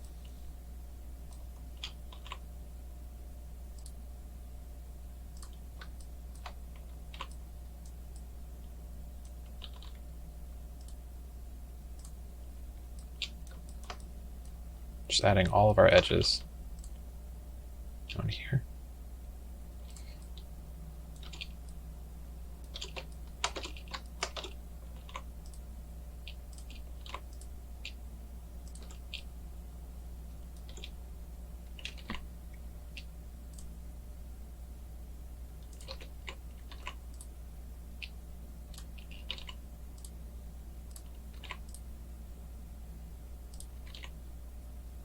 This is an end gun in here, so we're not really going to be able to mess with this.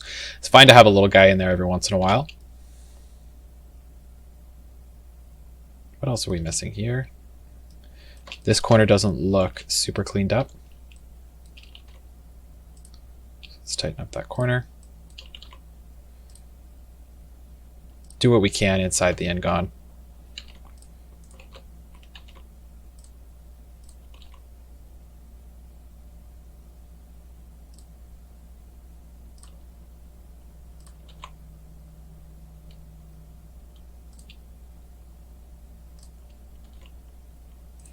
And not much we can do on that corner, but that's really starting to look nice and clean anyway. So let's clean this top part and the back here as well. The reason we don't leave too much space between, or we don't directly overlap the edge loops, is also so we know exactly where the edge loops are too. So it can get very confusing. This looks good. It's looking a lot better.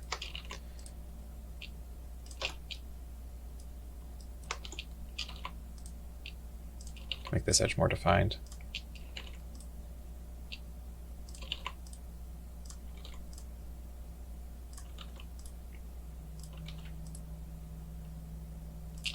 Great, you can see it's really starting to stick out now. Let's get down here too. Ideally, we don't really want any mesh actually sticking out over it.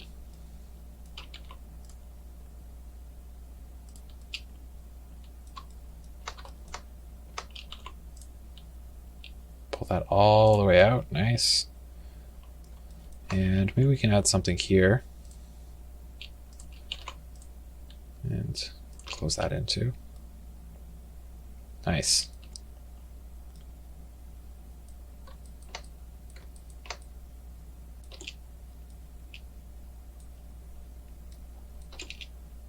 There's a few stretches in here.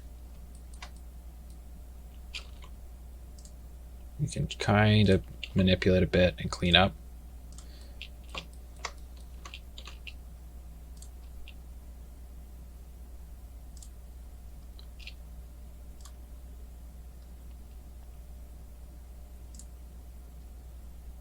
Okay.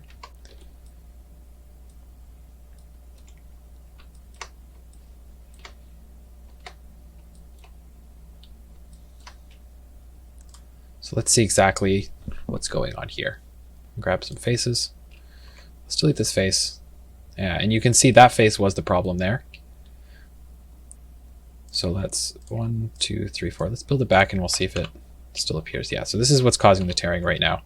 So it looks like, let's rebuild, let's add that face in there. Let's see if we can add some sort of edge loop somewhere. Or do something to clean this. I can see it's just getting a little torn. What if we increase the views? Actually, that's a little better.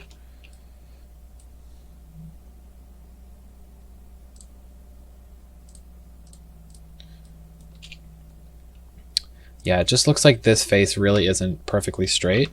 Maybe if we pop it, something's overlapping somewhere.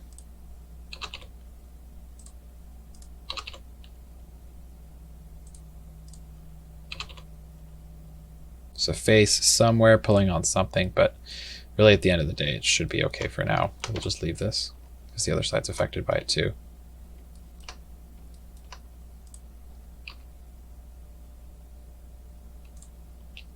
That's okay. Normally what happens is once we add our bevels, everything kind of cleans out. Everything tends to clean up quite a bit. What we can also do is, I can show you guys a little trick too.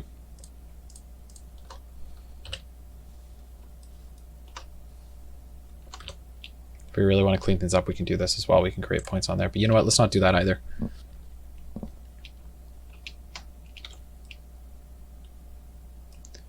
And we can always add a bevel too. You can kind of see that it might clean it up a little bit. And it does. So you can see the bevel kind of tightens all the corners. And makes everything look super clean. Now there's still a bit of tearing there, but at least we can kind of work with it a little more now. And this bevel actually has worked very nicely. So what we can do is increase the segments.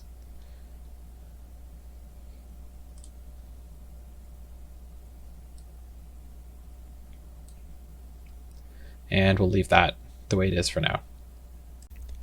Okay, so we've got these pieces left. So let's tackle some of the easier guys here. Let's move on to this guy. Let's isolate everything. And we're going to add smooth faces shading. You guys are getting the hang of this now. Edge split. This is all really sharp edges, so I'm not super concerned about this. We're going to add the subdivision and move it up. And from here, let's start creating our edges.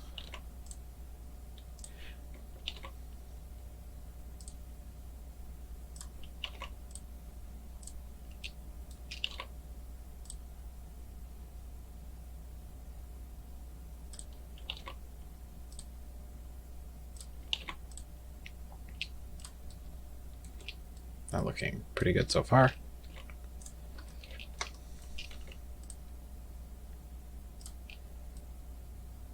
What else are we missing? One here. And one here. And one here. It looks like, yeah. These edges and these edges. How does that look? Good to me. Great, let's add a quick little bevel as well. Move it up to the top. And tighten those edges up. That looks amazing. We can also move the segments up to 2, just to tighten it up and clean it. What I'm going to be doing in another video is there's a way to isolate and more granularly manipulate bevel weights, which is a really great way to do it. I'll be doing this in a different tutorial video, probably when I model something else, but basically it's using the weight instead, and we're going to be manually setting everything ourselves. But for now, we're going to be just leaving it with either none, which is going to basically bevel everything, or angle, which is going to filter the bevel based on the angle. So let's leave it this one on none for now. And great, that looks good. Now let's move on to this piece. And so we're going to highlight everything and add smooth shading. This is going to take a lot of little pieces. And since there's a lot of faces here, let's just double check. I like to do this every once in a while, make sure the normals are recalculated. So we're going to add the edge split. This is all sharp edges anyway, so not going to make a huge difference. And then we're going to add our subdivision and move to the top. Great, so let's get started on this.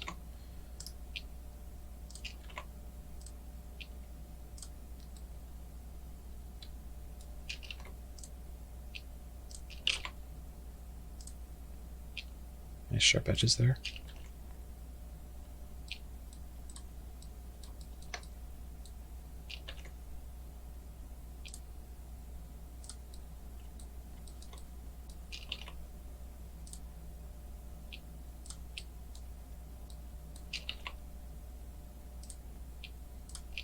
You know what? I really don't want to do this side a second time, so we'll just symmetrize on this guy. Let's get these definitions cleaned up.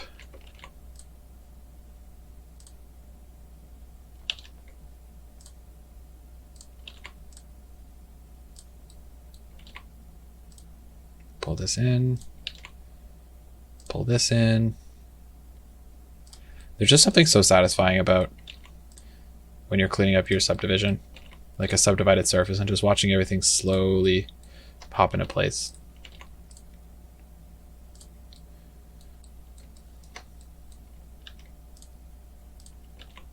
Pop this over and clean this side out. Great. What else do we need? One here.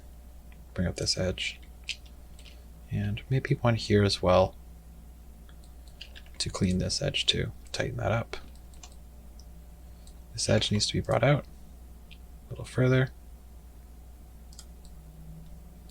And let's do the inside as well. That looks really good. And honestly, yeah, we'll symmetrize that side too, because I really don't want to do that. Mesh, symmetrize. And we have a beautiful result here. Let's add the bevel and move the bevel up to the top.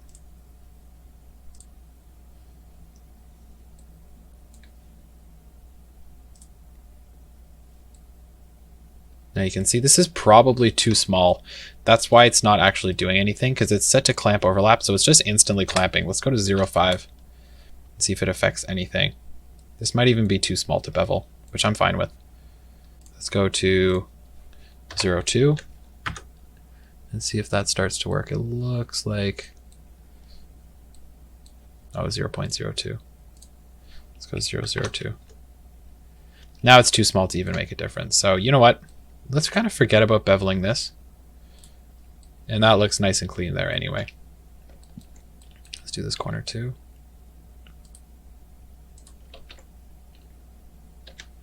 Let's get this guy cleaned up.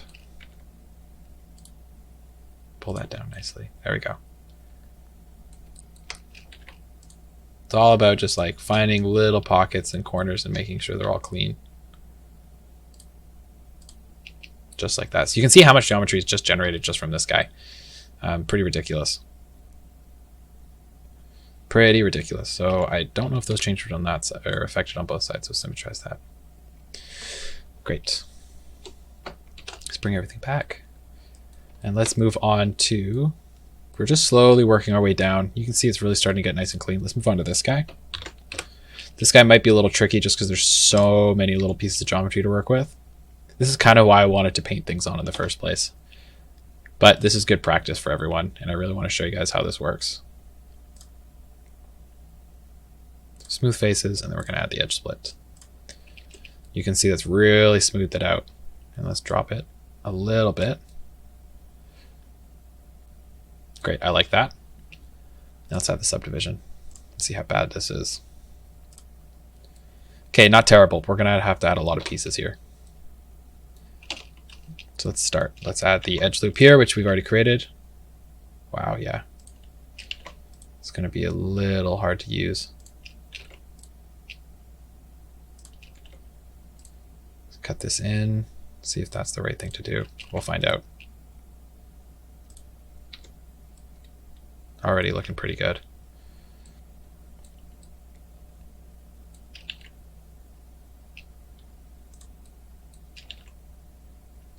Yep, so let's bring that up.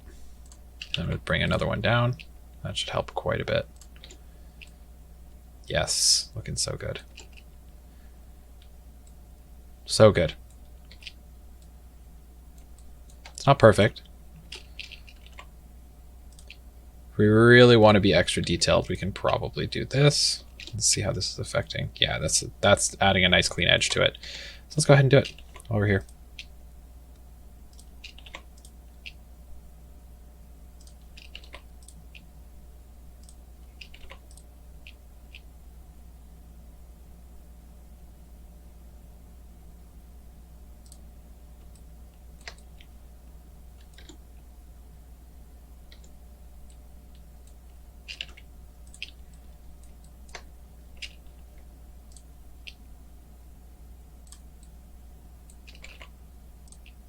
This is very slow because it's moving around a lot of geometry and creating a lot of mesh and a lot of calculations to do.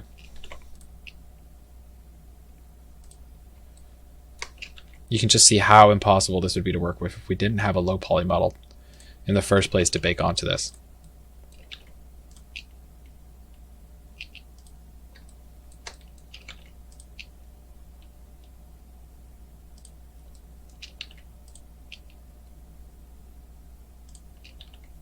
Let's see what happens if we add another piece here.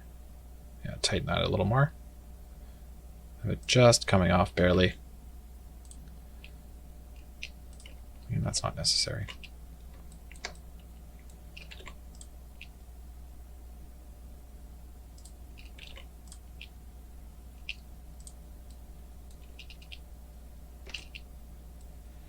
Okay, guys, so that's looking nice and decently clean anyway. So let's work on the outside, and thank God for Symmetrize. So let's start cleaning up these edges on this side here.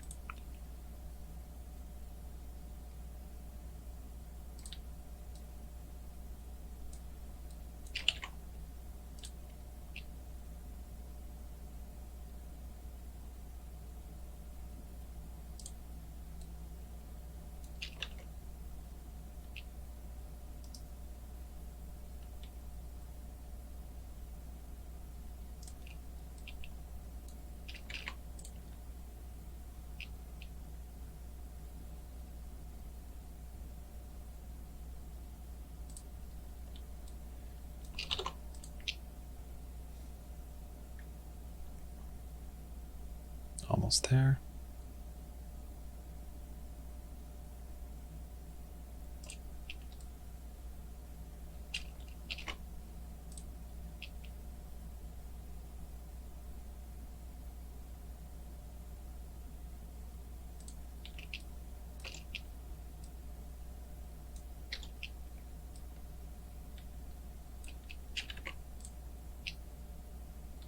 Bring this down into here to tighten up this corner.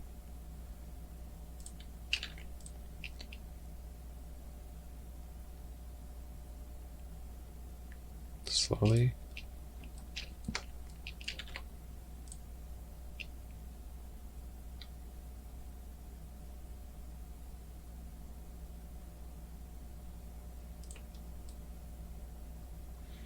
Great.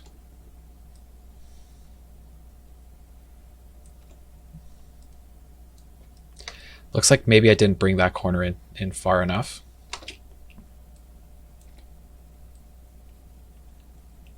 Or we need to also add a little loop here.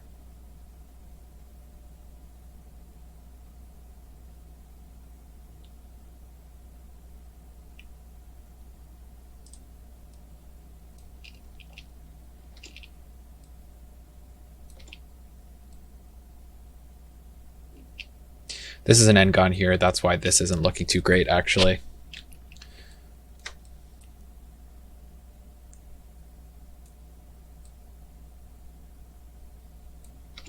That's exactly why. Well, two options. We can remove this subdivide, which might be a best option since this is so complicated. We could remove a subdivide and just bevel it. So let's try that. Let's just add a bevel. And we'll throw the bevel on top.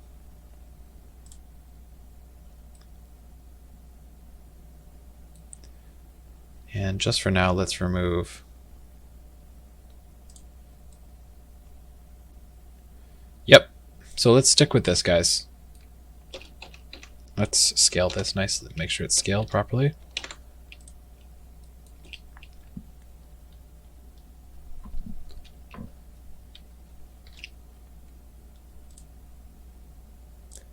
And let's see if we can scale this down to a 0.5 again.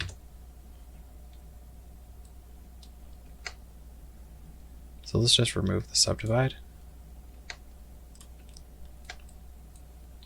What happens when we add it back? What's the difference there?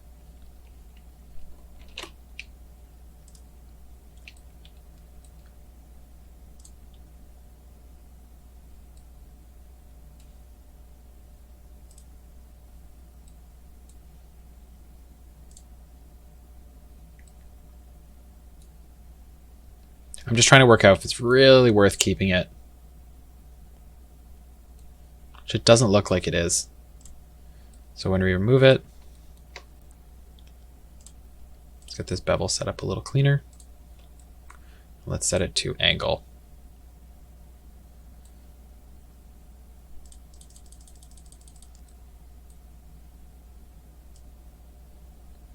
You can see it's kind of clamping itself, it looks like.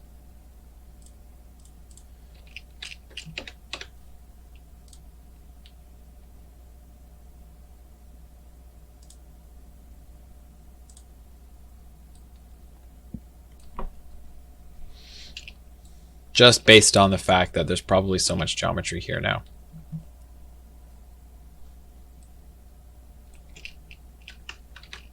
That looks fine to me.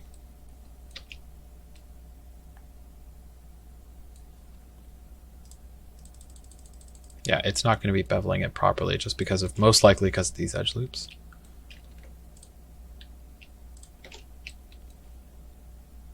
Yeah, so if we remove the clamp, let's see what happens if we mess around with this a little bit. Drop the segments. Yeah, so that's the problem. It's just the clamp's too tight. So let's go to 0.5. That's not terrible. And let's go to 0.02. That should be good enough. Pretty good. Increase the segments to make it look a little better as well, but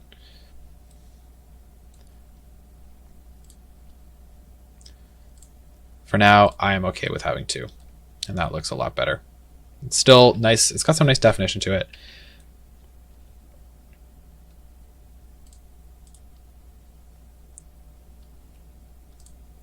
And it doesn't look that bad either. Great.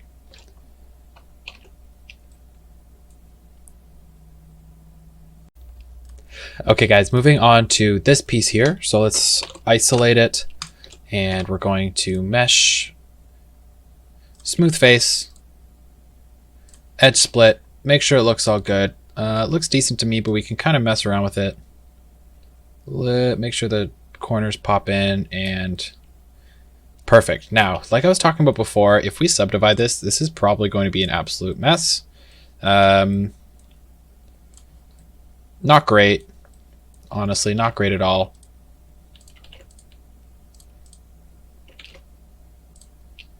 And we can't really do much with this guy, but we can pop this in.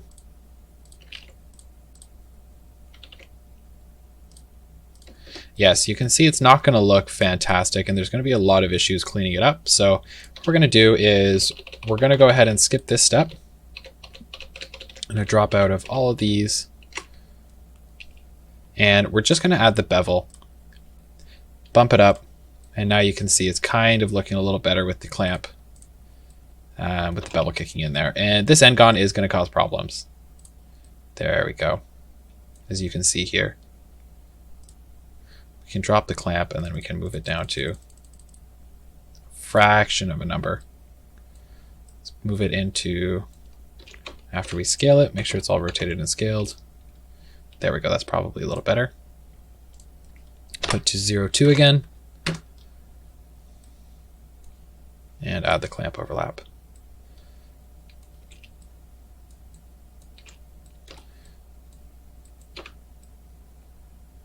So it's basically adding it to everything right now. So if we cut down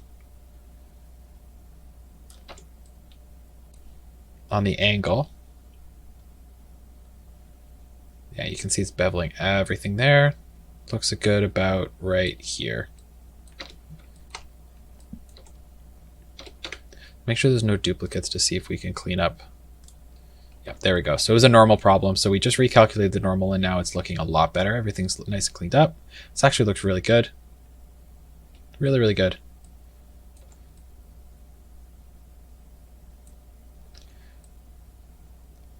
Okay, great. So let's move on to the next piece here. Let's hide everything here that we've done already. Moving very quickly, actually. This piece, let's leave that for now, and let's tackle these two. So what we're going to do is, just to save some time, we're going to join these. Actually, no, we'll leave them separate. Let's leave them separate. So we'll just add one and duplicate. We'll do this real quick. So adding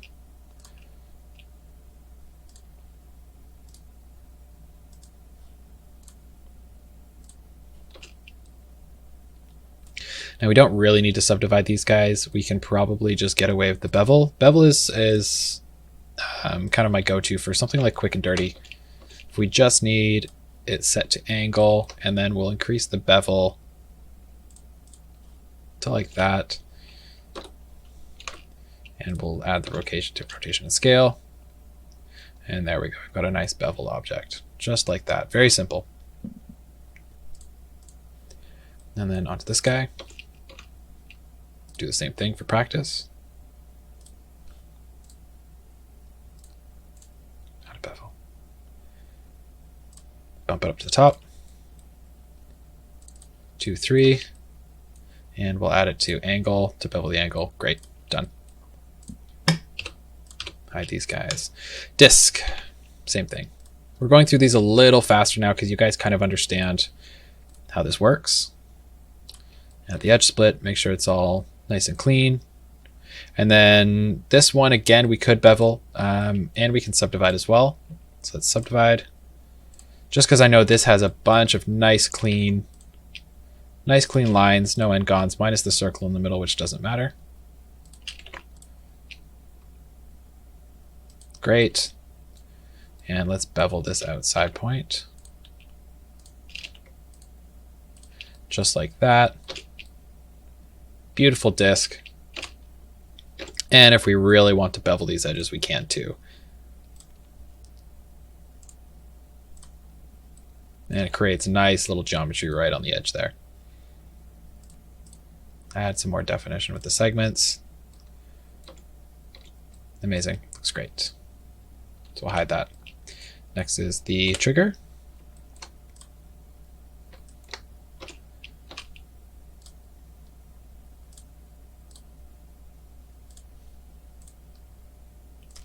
Edge split and subdivide, move it up, and let's start cleaning this guy up after we hide you. Bringing this up, bringing this over. Remember, anywhere where there needs to be a sharp corner. Here, here, and let's get this back end here. Just bring the definition back into the corners.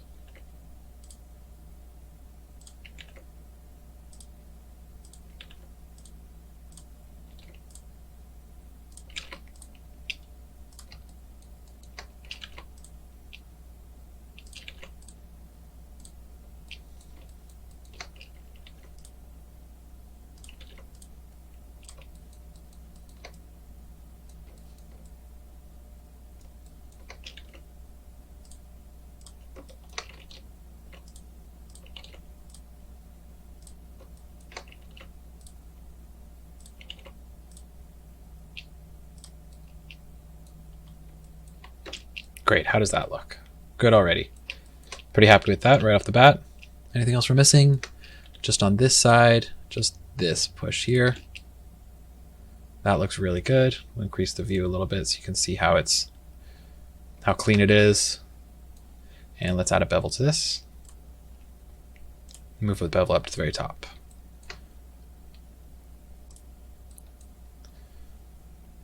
If we remove the clamp, this should be okay.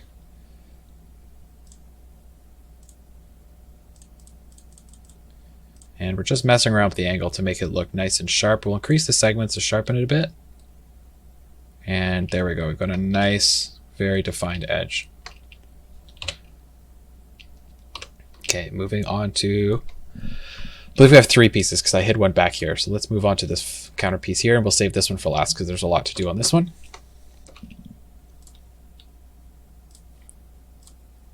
Edge split, subdivide, bump it up, and we'll start manipulating here. Oh, this is an end gone here, so this might be a little tricky. Since there's an end gone in here, I believe 1, 2, 3, or a try. It might be a little tricky, so right off the bat, that tells me since we missed that, we can probably get away with a bevel, bump it up, just increase the segments, and that looks good enough for me for a small piece. Looks really good if you ask me. And let's drop the segments down to about 0.3, 0.4. Great. And I'm okay with that. Quick and dirty. So let's bring back the other piece that we missed, which is that just the tiny guy here, the little trigger side piece. We'll isolate it. And not much we can do here. I wouldn't even bother, smoothing. I would just add a quick little bevel, personally, and we can increase these segments to 3 and change the width. And move the width back a little bit. You can really see, this is how the bevel works. So let's move down the segments a bit. You can see now it's just kind of one edge, one bevel. You had 2, resolution doubles, triples, quadruples, fantastic. And that looks good to me, having it set to, let's put it to 3. Nice. Okay, so I'm gonna take a quick break and then we're gonna come back and tackle the final part, which is the trigger or the handle, and then we should be good to go. Okay, so just had a minor recording blip. Wasn't recording while we created the high poly for the last part, but that's okay. You guys fully understand how it works. Basically isolated this, high polyed this, or edge looped this first, subdivided it, then this part, and then this part.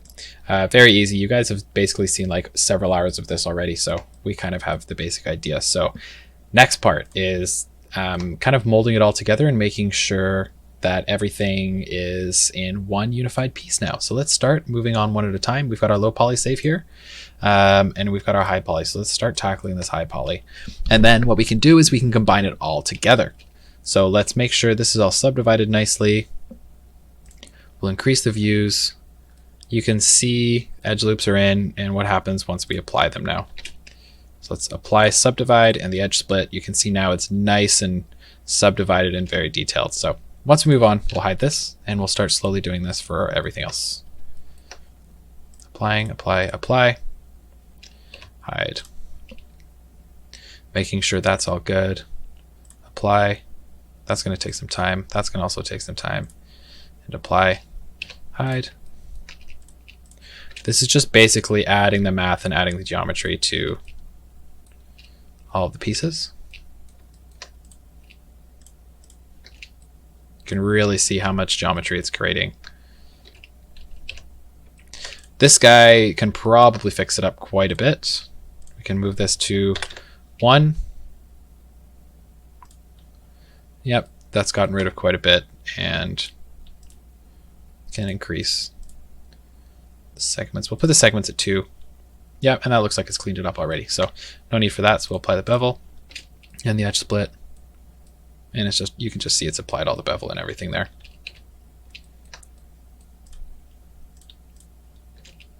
Done. Hide you. I know that's good, so we'll hide you. This one should be fine also.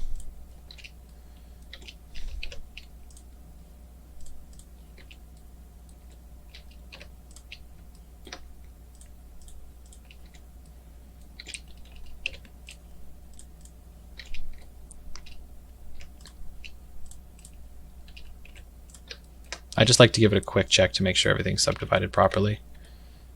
And hide. Great. Okay, so we've got that all done. Now let's move on to actually, let's bring it back. And what we're going to do in the next video, I'm just going to get a few things set up, is we're going to combine it all into a high poly, and we're going to combine all the low poly, and we're going to actually be ready for baking in Substance Painter. Very exciting. Okay guys, the last thing we're going to do while we've got our high poly and low poly here is we're going to combine everything now that we've applied all the changes. So what I've done is I created a duplicate of our low poly save, and I've created a blade low poly, and this is going to be our low poly sword, and we've still got the high poly blade, which I've just disabled right now. So now that we've got the blade low poly, this is the only thing selected. Everything else is hidden and unselectable, the save and the high poly. I'm going to take everything, make sure it's all selected, and Control J to join it. Now we've just got blade underscore low poly in the collection here. So now we're going to double check it just to make sure. And yes, this is indeed the low poly, lower poly anyway. And now we're going to move up into the high poly. We're going to actually, let's unselect everything, make sure it's unselectable, and move into the high poly. Double check this is indeed the high poly. Select everything. And we're going to press Control J to combine it. That took a second. So this is this guy. We're going to go blade underscore high poly. So when we put it in edit mode, you can see just the insane level of detail that's on this guy. Looks really good, honestly, if you ask me. Very clean. I might do a few renders of this just to show you guys how the high poly looks.